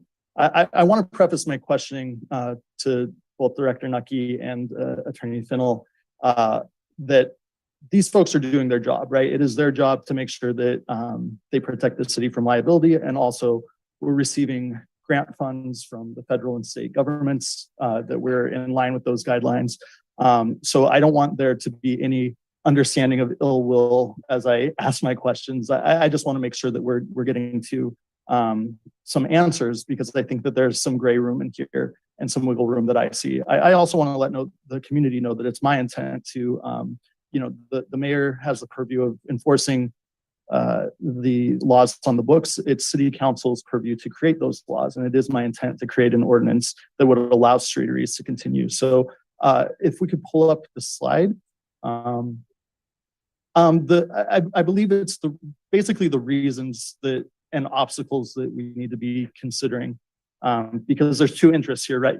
City liability, public safety, federal and state regulations. With basically what everybody in the audience has stated, we want a vibrant downtown. The reason my husband and I moved to Bremerton was the potential that we saw in the downtown, and the ramp up that we saw before COVID of getting businesses into those empty business buildings, getting folks out, creating that community. It was stalled by COVID. COVID had this latent effect of actually creating these streeteries, which I think need to be continuing. So my first question for the administration, and I believe Director Nucky, you might be able to answer this, fully ADA accessible, if there was a platform the same size as the curb, would that be ADA accessible? Would that eliminate the need for the ramp? Yeah, actually. if you take a look at the NACTO guidance, what it states is that it'd be curbless, basically. So you build a platform from the curb straight out, level platform. Great, thank So you. that would generally. I'm going to skip over limited locations. I don't necessarily see that as a negative. The minimum usage must be established. Can you remind me what your point was? Sure. Yeah, exactly. So there was one business, these are the results, some of them, of complaints that we received during this program, right? Sure. And so there was one business in particular that was open 3 days a week. And you know, the adjacent businesses were very upset. So with that. business complaints about And parking. so I don't that's- know if the right answer is 5 days, 4 days. Sure. So but we're it's some- balancing adjacent business concerns and fairness around parking, around community needs. So most the next, beneficial use of it. great, thank you. So given that the area is row, it must be open to the public during non-business hours. I actually see that as a positive. I'm assuming that the businesses also see that as a positive and wouldn't mind folks, you know, grabbing a burrito from El Balcón and sitting in their space when they're not open. So I don't really see that as an issue. And I wouldn't expect the business owners to want to enforce private property rights and have our police trespass. That's an assumption that I'm making. Street areas can impact stormwater and road maintenance. I understand that. I think that making things movable and not permanent addresses that. Charging market rate for lots of parking should be considered. I think that that's a consideration, again, of City Council. And I think the benefit from a policy standpoint of encouraging the economic activity that's actually going to be going on in downtown would far outweigh, I'm not an economist, but I think it would far outweigh the lost parking that should be considered. And now I want to move on to the major concerns, which are major concerns. And I don't want to, underlie those. So could you move on to the next one, please? So Director Nucky, I'm going to ask you about regulatory, and then I'll move on to Attorney Fennell for the torts liability. So the regulatory concern that I'm seeing, could you tell me the guidance from National Association of City Transportation officials? It's not regulatory. The Federal Highway Administration is regulatory. Can you tell us about the negative consequences if we veer from any of those regulations? I'd really kind of like to defer. I mean, that's kind of a legal issue, a legal question, right? But I know that we have some coverage from liability when we comply with regulations, and we're kind of hanging out there when we're not.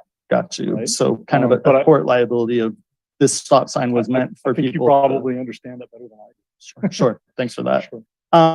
So the one thing that I have a question about is, and I'm going to dig into these Federal Highway Administration regulations and fully understand them, because that's not my area of expertise. But it seems to me that the way most laws work and most tort laws work is there's a reasonable person standard of, the reasonableness of driving down a highway at 70 miles per hour is based on what that person is seeing, right? Like, this is a highway, you're moving quickly down it.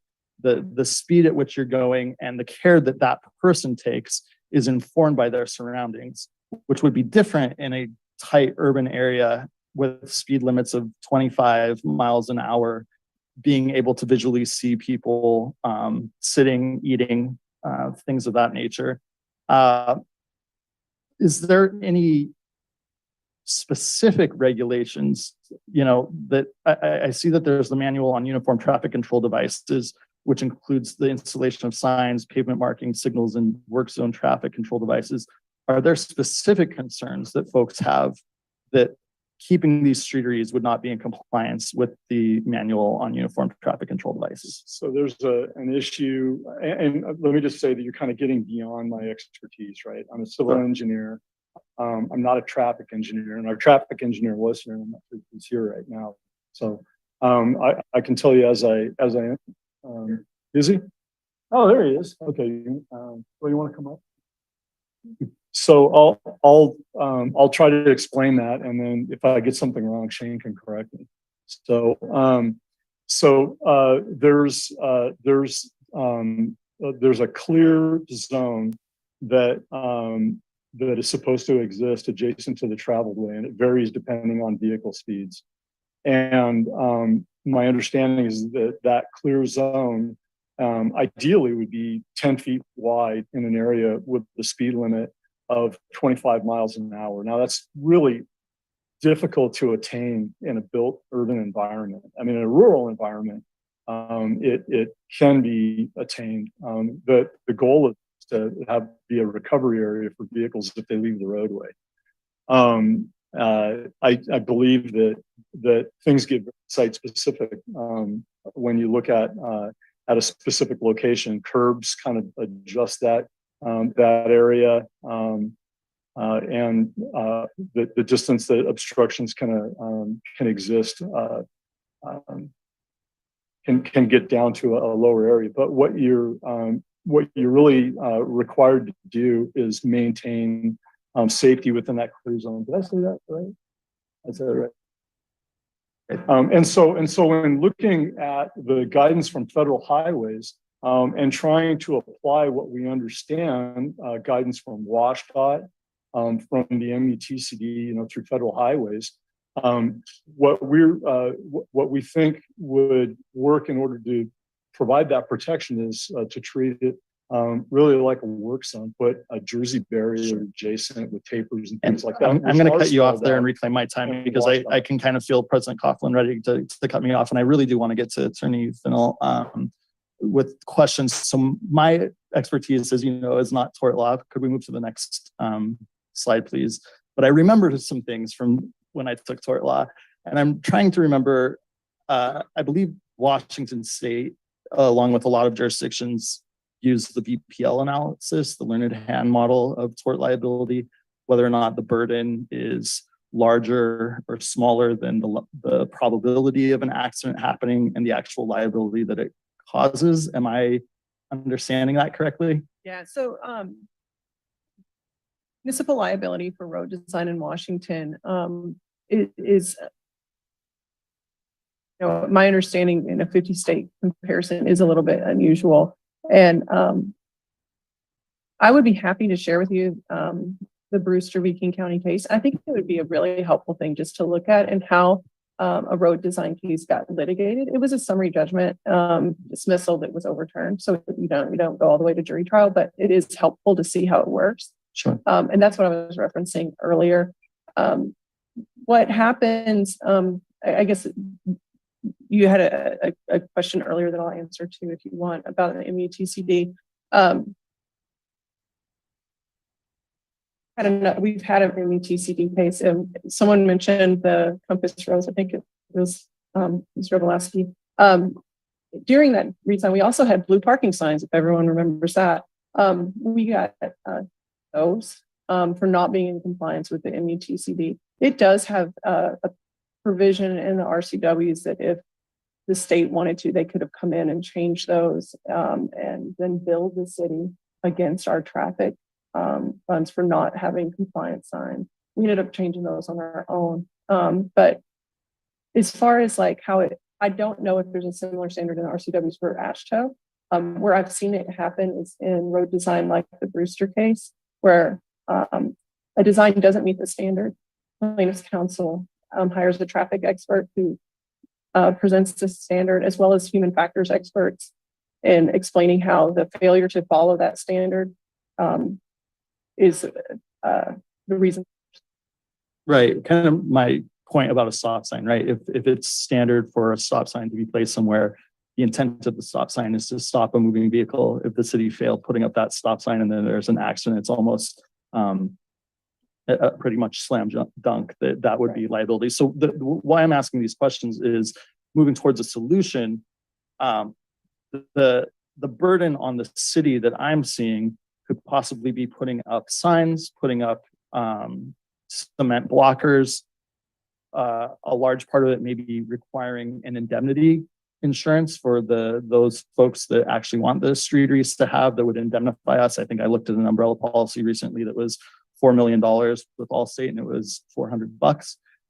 So I'm not going to take any more time, but as I chew over this, I do believe that there are gray areas that we can do both things, which is create a downtown community with outside resources that draws the public in, while also mitigating our liability if a suit ever was to come forward. And I look forward to working with those folks to create something that is helpful. Councilmember Dennehy. Any other council members for questions or comment on this item? Yes, Councilmember Goodnow.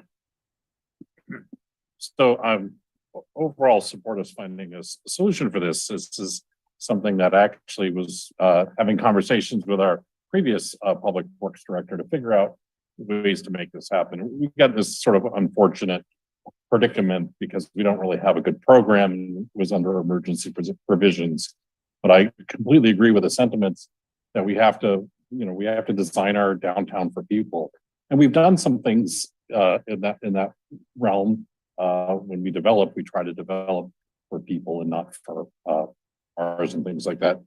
It had this, for instance, the thing I just want to make a partly a solution, but if we were doing the type of parklet streeteries where it's built up to meet the curb, then you just have to make sure you have your ADA clearance, which can give some space on the sidewalk. Some businesses don't quite have enough room to do a sidewalk cafe.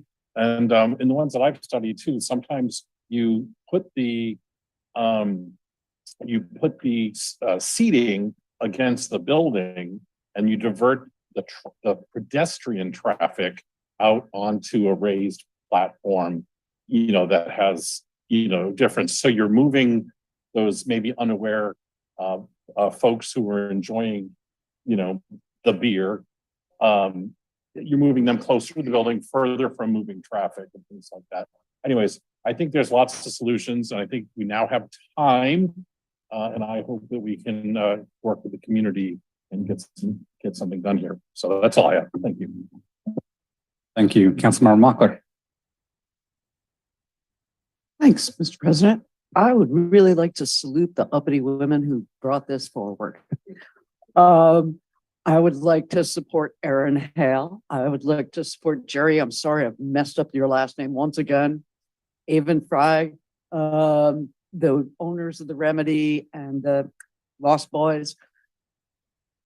The Lost Boys? Local boys. The local boys. I like the Lost Boys, but okay.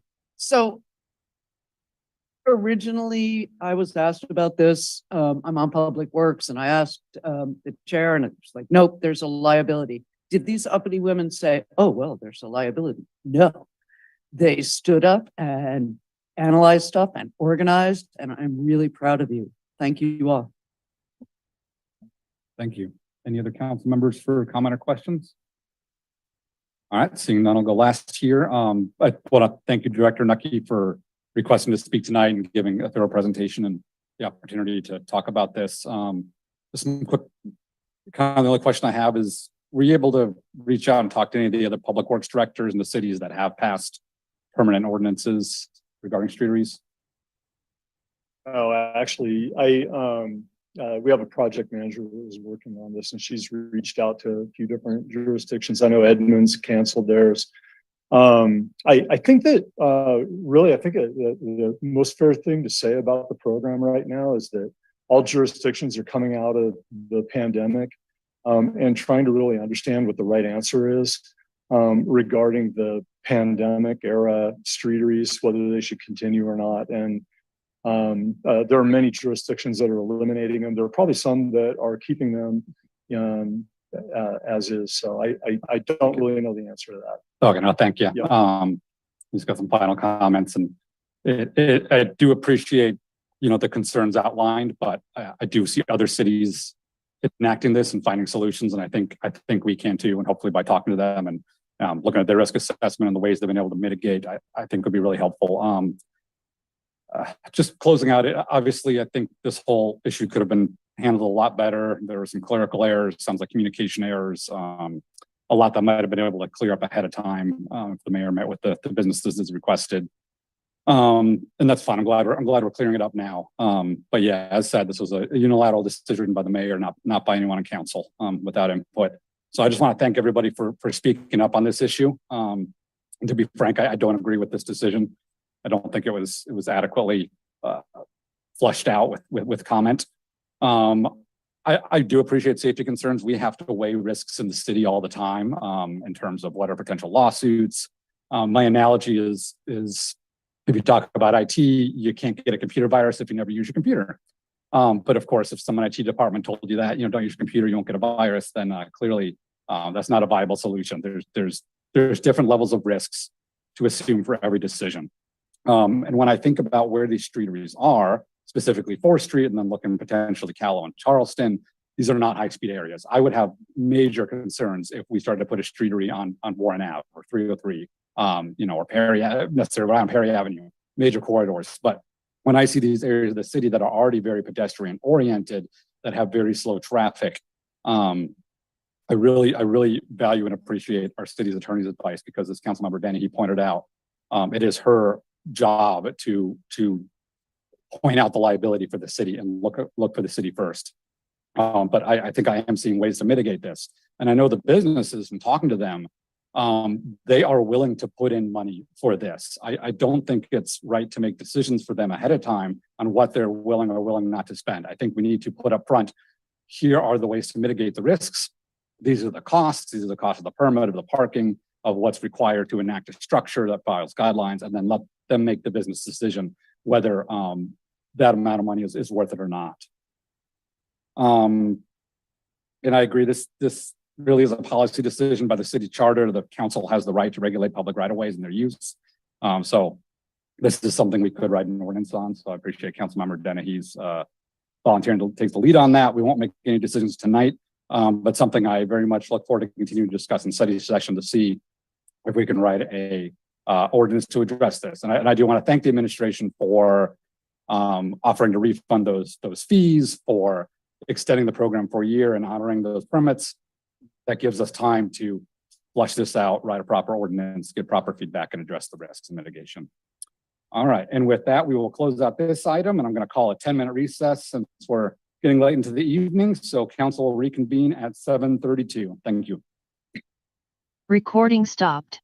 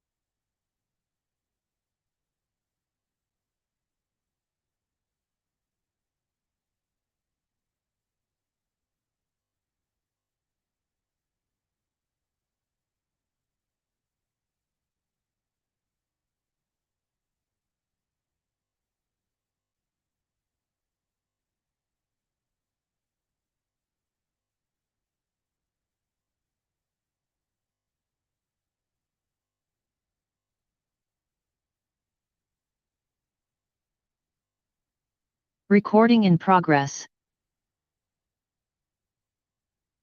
All right, it's 7:32. I call the council meeting back to order.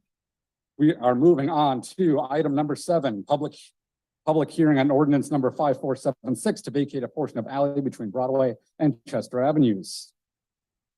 I'll note that the purpose of this public hearing is to accept public comment, and we will start with a presentation.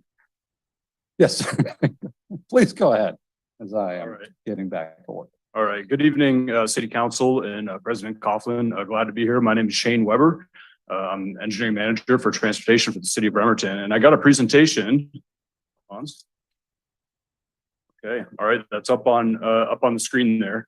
So this item tonight is an alley vacation that is between Broadway and Chester Avenues, and it's public hearing. And on the screen up there, you can see the alley location that's indicated by a star just to the south of Olympic College, to the west of Warren Avenue, and it's actually between 11th and 13th Streets. And so the city received a petition from King's Homes, LLC, to vacate a portion of alleyway that I just described. Hans? Okay, so this is an aerial view of the alley location. As I mentioned before, it's between 11th and 13th Streets. You can't see 11th Street on this exhibit here, but it's to the south or down below on the screen. And the alleyway runs between Chester Avenue and Broadway Avenue, and it's a 5-foot alleyway.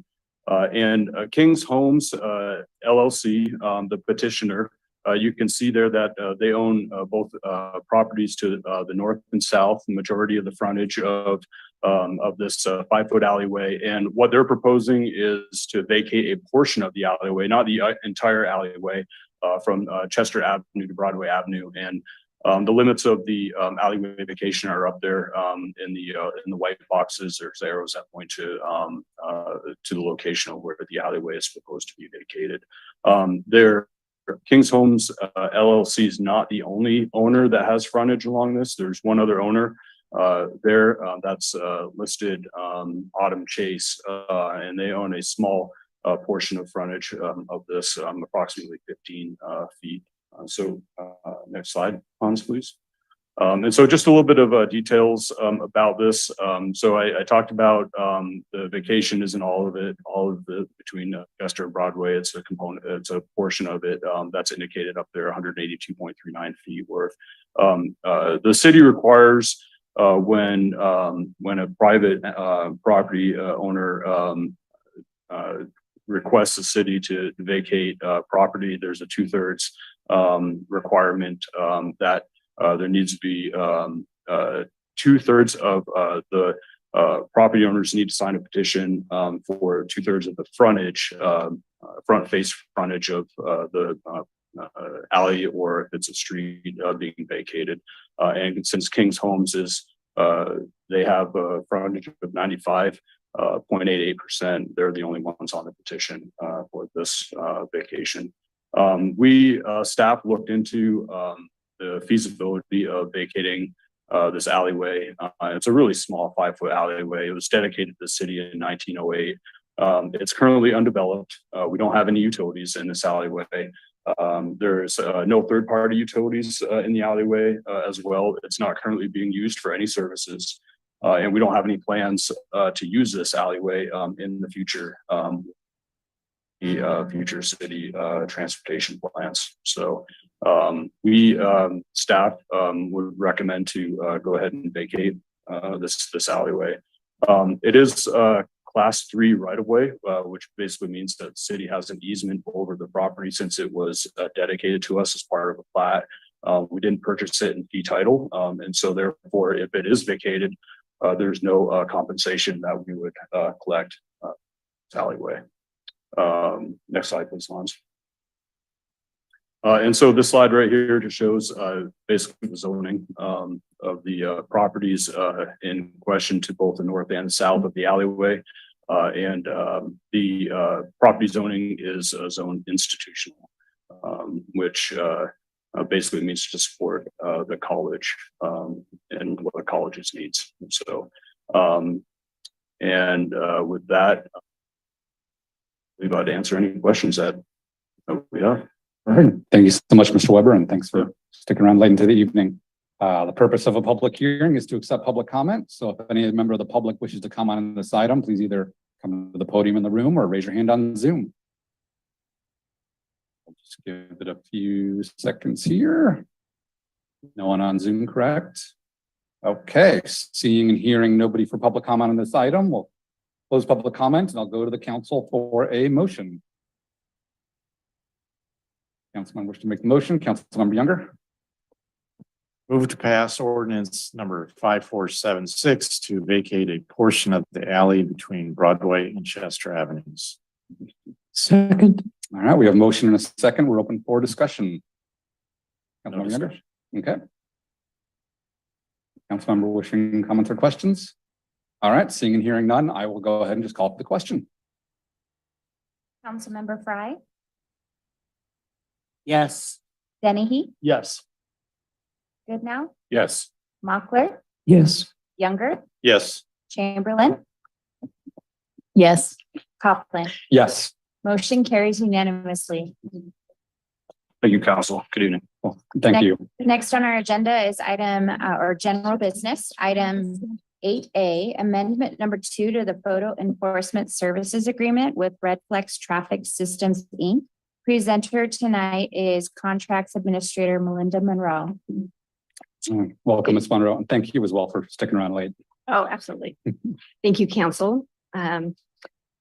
As Angela just announced, I am presenting our ATEC camera system program contract renewal. I did answer, I think, a few questions from our study session, but I am just going to go through our presentation again, real brief.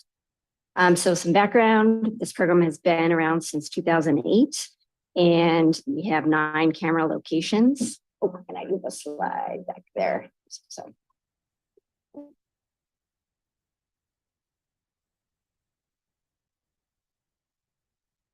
Just part of the meeting box. That was me. Not me.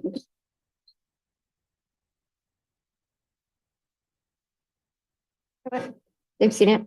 You have it in your packet. It's not super exciting. My one note on the background is that in October 2021, the city passed ordinance 5226, requiring that funds in excess of the operational cost would be deposited to the streets funds. And since that time, we have consolidated both the residential street and sidewalk fund and the Transcap fund. So that all just goes to the Transcap fund, which includes both, basically all street projects. Further, in May 2022, we issued a RFI and collected market data on these systems. The vendors in our market that were interested were Fair Mobility, or Red Flex Traffic Systems, Nova Global, and Genoptic. That produced some pricing data. They gave us a decision point at that time, and we decided to enter into negotiations, which is an option we had, and start our renewal process. That has concluded, and there's 2 other points in our consideration in not moving forward with an RFP at this time, and that is that to issue an RFP, we would need to do 2 things. And actually, can you move on to, yep, that's the one, thank you. 2 points. We would be required to issue a traffic safety analysis that would, state that we need to improve our speed control or red light compliance, and we would need to issue a engineering study for placement of the new cameras. Both of these are required under RCW. And then if we decided to issue speed enforcement cameras, we would also have to complete an equity analysis in the locations that we put those. And that would, can run anywhere from $5,000 to $20,000 per location.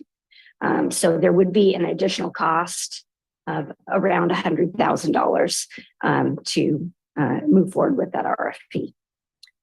So for that reason, we are suggesting just a simple renewal at this time, 2 years with our current pricing structure. And that does give us time to complete these or budget for these analysis. And with that, I have for your consideration our renewal. Perfect. Thank you so much. Does any member of the public wish to comment on this item? None in the room, and we'll double check online. All right, seeing and hearing none, then we'll go to the council for a motion. Councilmember Mochler. Thank you. Move to approve amendment number 2 to the photo enhancement services agreement with Red Flex Traffic Systems Incorporated and authorize the mayor to finance and execute the agreement with substantially the same terms and conditions as presented. Is there a second? Seconded. All right, we have a motion and a second, open for discussion. Councilmember Mochler, the floor is yours if you wish. Thank you, Council President. When this was last debated before council, there was heated input from the public about all of the issues involving red light cameras. For me, the persuasive argument was that the red light cameras did not diminish the number of accidents. And councilors younger and good now, please correct me if I go off base, but it diminished the number of crushing accidents, of T-bone accidents, of major disability and death. So that I found very persuasive. My second point, however, is that Ordinance 5426 passed on July 7th, 2021, allows City Council to allocate the funds, the revenues from these red light cameras to specifically, for example, road preservation and maintenance, rather than to go directly into the Transportation Capital Fund. And I would like council to consider that at this time. Thank you. Either Councilmember, sorry, I want to make sure Councilmember Chamberlain has your hand up or. I'm going to go ahead and defer to Councilor Fry and then I'll go after. Okay, Councilmember Fry. Thank you, Councilmember Chamberlain. I just want to clarify, because I know you talked, Ms. Monroe, about the allocation and the decision being made to kind of pool that with another fund. And I want to know who was that an administration decision? Was that a council decision to kind of put that all together?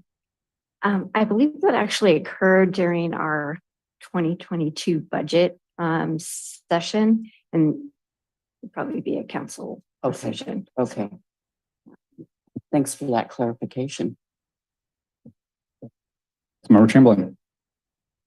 Thank you. So I think my desire, and and I might be the only one here, and that's okay, is that we have a study that's relevant to our city. And I saw that you had mentioned that we just don't have enough time to do that before the contract renews. Am I correct? Not enough time for a traffic analysis. That's correct. Yeah. Okay. Yeah. At the time that we decided to move forward with the renewal, that was not budgeted. So that was the reason we went forward with the renewal. Thank you. It's just my desire to have actual data for our city when we consider continuing a practice of finding our citizens. I want it to be data driven.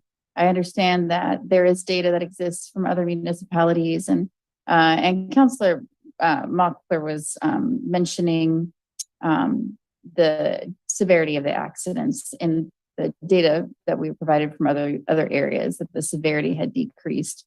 And I guess I would like to see evidence of that in our community. That's just my comment. I don't think you can answer that because you don't have a traffic analysis. So that's really all that I'd like to say on that. Thank you. Councilmember Good now. So this is one of those things that I don't know if I would have voted for them in the first place, but we have them now. And the only people who get tickets are folks who run the light. So it's an extension of traffic control or enforcement. And so it's working. And to me, the evidence would be, we haven't issued a ticket in 3 years. Let's get rid of them. That's not the case. People are still running the lights and they get it. And that's the reminder that that intersection, you need to slow down and you need to stop. We get residents all the time asking us to put in speed bumps to slow down traffic in their neighborhoods. I see neighborhoods probably that they haven't got anything from us yet. And there's handmade signs. There's those little yellow guys with the flag. I mean, this is one of the tools in the toolbox to keep residents safe and hopefully avoid those really bad ones. And a lot of them are just people who are rolling the corner. And that's what gets our pedestrians, right? Because they're just running that corner and they're not paying attention to somebody crossing in the other way. So I think that this is just an extension of a contract that's already had. I think they've done a great job negotiating it. And, you know, if you're asking me up, down on just the contract, I think we need to run to continue with this and then maybe look deeper into some of these other issues. Thanks. Any other council members for comment or questions? Okay, seeing, we can do a second round. Yeah. Thank you. Just to read it into the record, in the ordinance 5426, it's 10.42.070 funds allocated. Oh, can I read the whole thing? It's a sentence. Okay. Yeah, it's one sentence. Sure. All fees collected in excess of all costs incurred by the city for operation of the automated traffic safety cameras pursuant to this chapter should be dedicated to transportation capital projects funds unless otherwise allocated by the city council. That is the provision under which I am asking council either at this time or at the next study session to devote the revenues from these red light cameras to road preservation and maintenance. So the people are not riding their bikes and crashing. And so the pedestrians and everyone can be safe. I'll wrap up. This has been a tricky one for me. Not this specific 2-year contract extension, but red light cameras in general. And it's actually been really helpful to hear from fellow council members my thought process because I don't like ticketing people high amounts of money in general. There are issues, but the safety concerns and that's where I want to echo Councilmember Chamberlain's request for data because to me the decision point is I don't want to rely on these cameras as a source of city revenue. If they are helping with safety, and they're having a significant safety impact in reducing fatalities or reducing collisions, or the severity of collisions, then I think they're in place. I don't want to keep them around just because we become dependent on them as a source of revenue. I don't think that's quite right. But hearing that there are federal studies out there that show they have the safety impact, I'm happy to support this 2-year extension. But in the meantime, I think it would be great to look at our region. And especially our city and see if we can come up with data that really shows the impact of them in our city. So I want to put that out there, but yeah, thanks to my fellow council members for actually really, really helpful input. All right. That being said, I will go ahead and call for the question.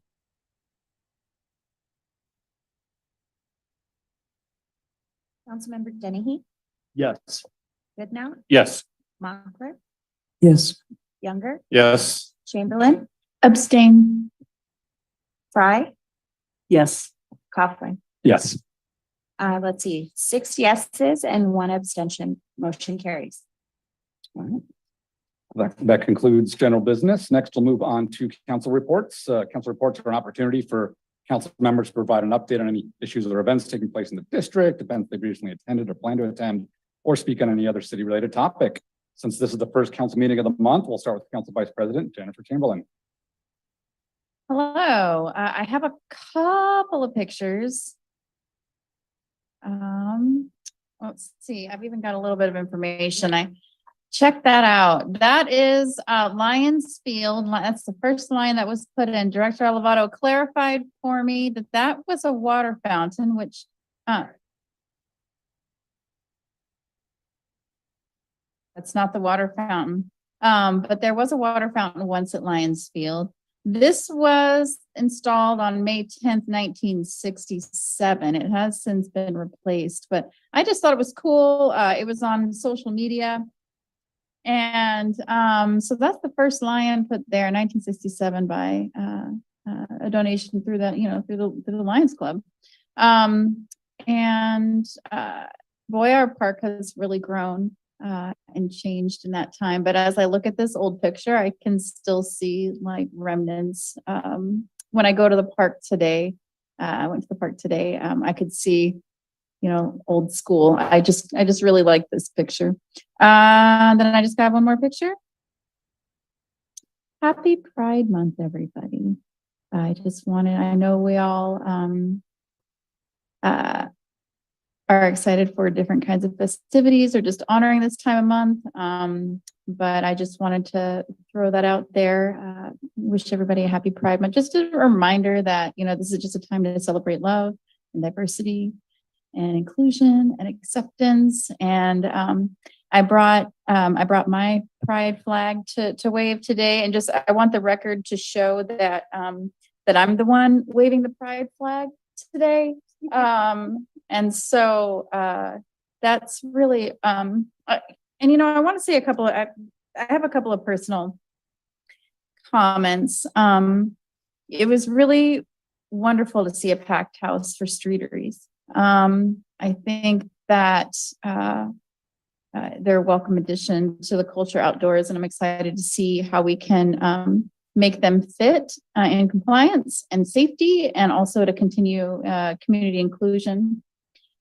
But what I feel is really missing from public engagement at times is the concerns that we have for our houseless neighbors. And I would just love to see an outpouring of community in support of our neighbors who are houseless. And it's just kind of disappointing. It's something that people don't, they tend to want this issue to go away and sweep it under the rug and push it behind a building and, put it out of view. I remember at one point in time, I was at this is years ago, prior to our current mayor, the previous mayor, I had heard them make a comment about where they wanted to put houseless people. They wanted to keep them from out of view of the public and put them behind a building to receive services. And I remember hearing this previous mayor say this, and I was flabbergasted that they just wanted to make these folks disappear, and they're our neighbors. And so I just want to, he's not here anymore. But thank you, Kevin Naughton, for coming and sharing your frustrations and your story. And, he sat there and waited so that I could just have a quick conversation with him and I excused myself to go talk with him, knowing that he needed to go find a safe place to sleep. He didn't have a safe place to sleep, because he was trying to find a place, and he keeps getting harassed at the different places he goes to. So thank you for your grace and letting me leave for a few minutes to go check in with them. And let's continue working on this issue when we come up to budget season. There's solutions that we can craft together with community input. And by community input, I don't just mean the continuum of care. I mean the individuals who are impacted. So that's all I really have to share today. Thank you. Thank you. Next up, we have District 2, Councilmember Fry. Well, I too was amazed and enthralled. Actually, it was a happening tonight with all these people here, and hearing their voices and their passion. And I'm a strong advocate for small businesses and for tourism, attracting people into our city to spend money and the like. And so I love that. And the fact that the process was shaky, well, you know what? It ended up in tonight, which was great and part of the process. And so it's always good to check in with people and just put our thumb on the pulse of what's going on. I did also feel a little frustration with, God, we're spending all this time at a council meeting for information only, talking about the impact of free businesses. But I was able to kind of step back and think, wait a minute. I think it was when somebody said, let's just close the streets. And I thought we could do that downtown, we could definitely do that. And so I love it when we're able to look at a larger vision. Because if it was just the three businesses, I'd be probably saying something like they increased their square footage immensely and, didn't have to pay a lease payment on that square footage. It's definitely a benefit to small business. But something we should be keeping in mind is if we're talking about equity, I think pretty soon landlords are going to be charging more for their leases because of the outdoor space. So there's ramifications whatever way you go. Thank you all for suiting up and showing up and sharing your perspective. It makes us better at what we do. Thank you. Next up, we have District 4, Councilmember Kennedy. Great, thanks so much. I want to echo what Councilmember Chamberlain and Councilmember Fry stated about the participation, especially the houseless individual who showed up. I think it's so important to put faces and names where we've been so desensitized in this country that these are fellow Americans, fellow neighbors. And it was, I thought, the most powerful moment of tonight's meeting. So I appreciate that. If Hans can get my slide up, I just wanted to also wish everybody a happy Pride Month and give my council members and the administration just a heads up that I'm going to be introducing a resolution. I'll probably get it to legal on Friday for the upcoming study session and upcoming city council meeting in 2 weeks, where there are a lot of municipalities in the United States that recognize Pride Month by flying a pride flag underneath the American flag during the month of June. I'd like Bremerton to be one of those cities. I think we're in a historic moment of having a majority queer council, which makes me very happy. But we're also in a historic moment of anti-trans, anti-gay laws being promulgated through hate through this entire country, and symbolic gestures such as flying the pride flag really do mean a lot for queer kids growing up in this country and queer adults growing up in this country. But if we can save just one life from suicide, of a trans kid or a queer kid that feels very, very alone, seeing the national news by knowing that this local municipality sees them and honors them fully, I hope we get the support from everybody and pass that resolution. Thanks so much. Thank you. Next up, District 5, Councilmember Goodnow. It was really great to have so many people here. I wish we could have retained them. One of them was Rima Schultz. She was here with her little one, and then her husband actually spoke for a moment. But Rima opened a new business in Bremerton down on Callow District. And I just want to give a little shout out to a new business. It is called Spread Supplies, and it is just around the corner from Cafe Corvo, which a lot of people seem to know. It is an art supply store, but one of the coolest things I think she's doing is she's having like a option to get used supplies, so at an affordable price. And I know I've got project supplies at the house and I can't wait to throw in a box and make her a problem. So anyways, Spread Supplies, go check it out. And she's really willing to get you what you need to. So that was pretty exciting. So I've heard it is Pride Month. And so I want to kind of mention that this is my 25th Pride that I've helped organize in Kitsap at the fairgrounds. And we used to do it here in the city, and we kind of outgrew the park. But just quick heads up, Kitsap Pride will happen on July 22nd. And there's other events and things happening. So you can go to kitsappride.org or find us on social media for that.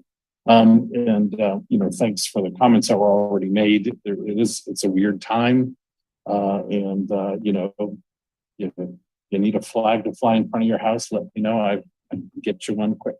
So, one of my favorite things to do is when I see a house flying a pride flag, especially in the month of June, I'll send them a postcard. So, a little creepy, but anyways. So I just wanted to thank everybody. I thought we had some good conversations tonight. Power to the people, right? So, well, that's actually a Stonewall reference, which started the whole Pride movement, but it applies even to streeters, I think. So that's all I have. Good stuff. Thanks. All right, thank you. Next up, we have District 6, Councilmember Mockler.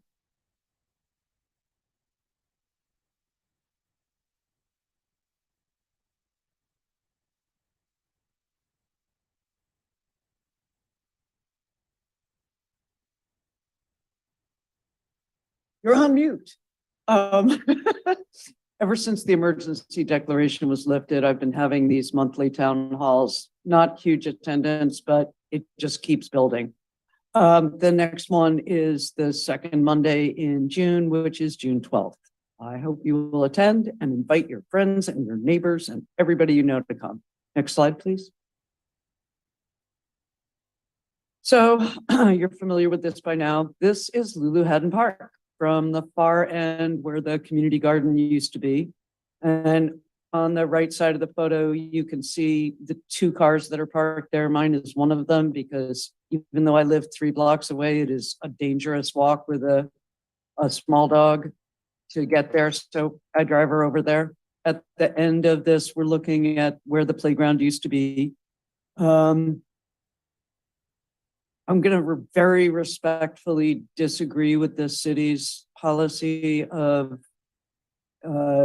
advancing park restoration to those who have money. I think that it's a really good thing for parks that get the money. I think it's a great thing for the parks who get the money. But here's my poor Lulu Haddon Park. This is what it looks like. Next to where the playground used to be is where the water was turned off in March or April 2020. So this is just, I really love the power of the people, but the power of the people doesn't seem to be working here.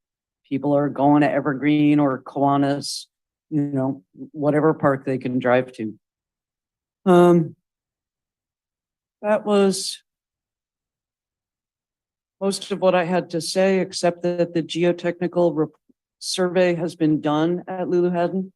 And I asked Director Elevato and Mayor Wheeler on May 5th if there was any chance that the report and the 90% plans from parametrics could be completed in time to possibly send out bids this year. And so far, I have not heard back from them. Moving right along to the rest of District 6, people have urban farms all over there. They are like bringing up their urban farms. They are seed swapping at the Callow Seed Library. It's a really good neighborhood for mutual aid where people are thinking, how can we take care of each other? It'd be nice for them to have a center, a community place where they could go and be. And I'm just going to move on to Pride, which is, wow, I think my first parade was in the Castro in 1978. Before people started getting sick. And that was quite a carnival, an auto da fe, if you'd like. It was extremely outrageous. And then there was that long, really sad period. So the fact that we now have drugs that enable people to stay alive, I think that's a good enough reason to fly a flag right there and to attend the festivals. That's about it. Thank you very much. Have a good evening. Thank you. Next up is District 7, Councilmember Younger. So I was going to say no report, but I'm kind of shocked, and I don't know exactly the words that my fellow council member said, but I just want to say for the record that Parks doesn't have a policy of developing parks for people who have money or whatever. I don't want to say exactly what was said. People can review the tape if they want, but it's clearly not the policy of the Parks Department or this administration or the City Council for that matter, in my opinion. Just want to say for the record, I do not find that statement to be true. Thank you. Okay. Thank you. And last is myself for District 3. I got some slides. Before jumping in, let me just say, yeah, thanks so much to everybody who came to give public comment tonight. And, you know, thank you to the Mayor and Public Works Director. And I really liked in the Mayor's report, all the great construction happening across the city. I know lots in my district. I always feel bad or butt heads occasionally on things like streeteries, but I do want to point out the vast majority of excellent work that the Mayor's administration, Public Works is doing on all these great construction projects and a lot of great work across the city. But again, thanks to everyone for coming out tonight. And I do really appreciate Mr. Naughton being here to speak. That was really impactful to me. It's difficult sometimes in this chair and this seat having to moderate the public discussion. I wish I could give more than 3 minutes to everybody. I wish we could, you know, do things a little differently. But that was really impactful to hear from him. And I think that's going to inform a lot of our decisions down the road. And then before I forget, I wanted to say thank you to Councilmember Goodnow for your 25-year plus of effort. As we enter Pride Month, I don't have a slide, but it's thanks to your efforts and people like you that made it so that when myself and others grew up, not to highlight too much of an age difference, but we had a much easier time and things were a lot better. And now for kids growing up these days, things are even much better. There is still a long road to go, especially in different parts of the country. And but just thank you. Just thank you. All right, back to the slides. Went to WashDOT has twice a year they host a series of open houses for each ferry route. Last night was a meeting regarding the Seattle Bremerton route specifically. And you know, I kudos to them for hosting these meetings. There's a lot of good public Q&A, a lot of great information. I think the disappointing news is that they announced the Seattle Bremerton route is now estimated to be restored in early 2024. They're waiting on some graduating classes in the fall. My personal reading between the lines was, you know, it could be spring. It's not the first time this estimate has slipped. So that's really disappointing news. I know we've all kind of pushed to get that done as fast as possible. I don't see that happening any earlier. One thing I think people can have an impact on though, is that the recent legislature, as part of their funding for the ferries, assumed that the ferries would be able to levy, or basically said they shall levy a 4% fare increase to offset some of the costs. And they're considering how to increase that now. And I got a couple options on the table. One option that they haven't really put on the table, but at last night's meeting was brought up by myself and others, and they said could happen, is to increase other routes and say not Seattle Bremerton. So the routes that have been suffering from reduced service could have no to little fare increase, and routes that have a full service could have a larger increase to across the board, reach the 4%. So that link at the top is a public comment that folks can go to and give their input on this. And as I talked about before, and I mentioned last night several times, Bremerton being one of the poorest cities in the peninsula and the most diverse has been disproportionately impacted by the lack of ferry service. So this is one little thing I think they could do to honor their commitment to equity in helping offset that, is not increase the fare for Bremerton residents. So please take a poll and give your feedback. All right, on to happier news. Next slide. Also attended the PSRC, Puget Sound Regional Council annual meeting. Really great meeting. And the keynote speaker was the leader of this organization called 880 Cities. And the idea of the organization is that if cities plan for anything they do to be great for an 8-year-old and an 80-year-old, it's going to be great for everybody. And I thought, I hadn't heard of them before, and I thought that was such a great guiding philosophy. So I just wanted to point that out as something that we can keep in mind as we continue our development of thinking of the 8-year-old and the 80-year-old. And next slide. I'm going to mention that Juneteenth, People's March and Freedom Festival is this Saturday, June 17th. The march will start at 10 a.m. in the Norm Dix Government Center on the stairs, as it has for several years. And then the Freedom Festival is in Evergreen Park just down the street. So look forward to great attendance. But I'm sorry, thank you. Yeah, sorry. Thank you. Not this weekend, next weekend on June 17th. Appreciate that. I had in my head this would happen before the next council meeting. So, oh, it's been a long night. All right. So yes, come on June 17th on Saturday. And I think my last slide. Yeah, I realized we hadn't had a general meeting since the Armed Forces Day Parade, but it was so fantastic to be with a couple of my fellow council members out there. Such a great turnout at the event, fantastic weather, really great organization by the mayor and the city on getting this done. Thanks so much to the Kiwanis Club, why am I blanking on the pancake breakfast? Lions, thank you. There's a line right there. I should, oh my gosh. Thank you so much to the Lions Club for their pancake breakfast. Just a fantastic, fantastic event. That concludes my council report. And with that, that's the adjournment of City Council business, but we do have an executive session. So the council and I will recess for 15 minutes for an executive session. No action is anticipated. We will be back in 15 minutes at about 8:30. And this is an executive session to discuss potential litigation. Thank you. An executive session to discuss potential litigation. I missed the magic words. Thank you.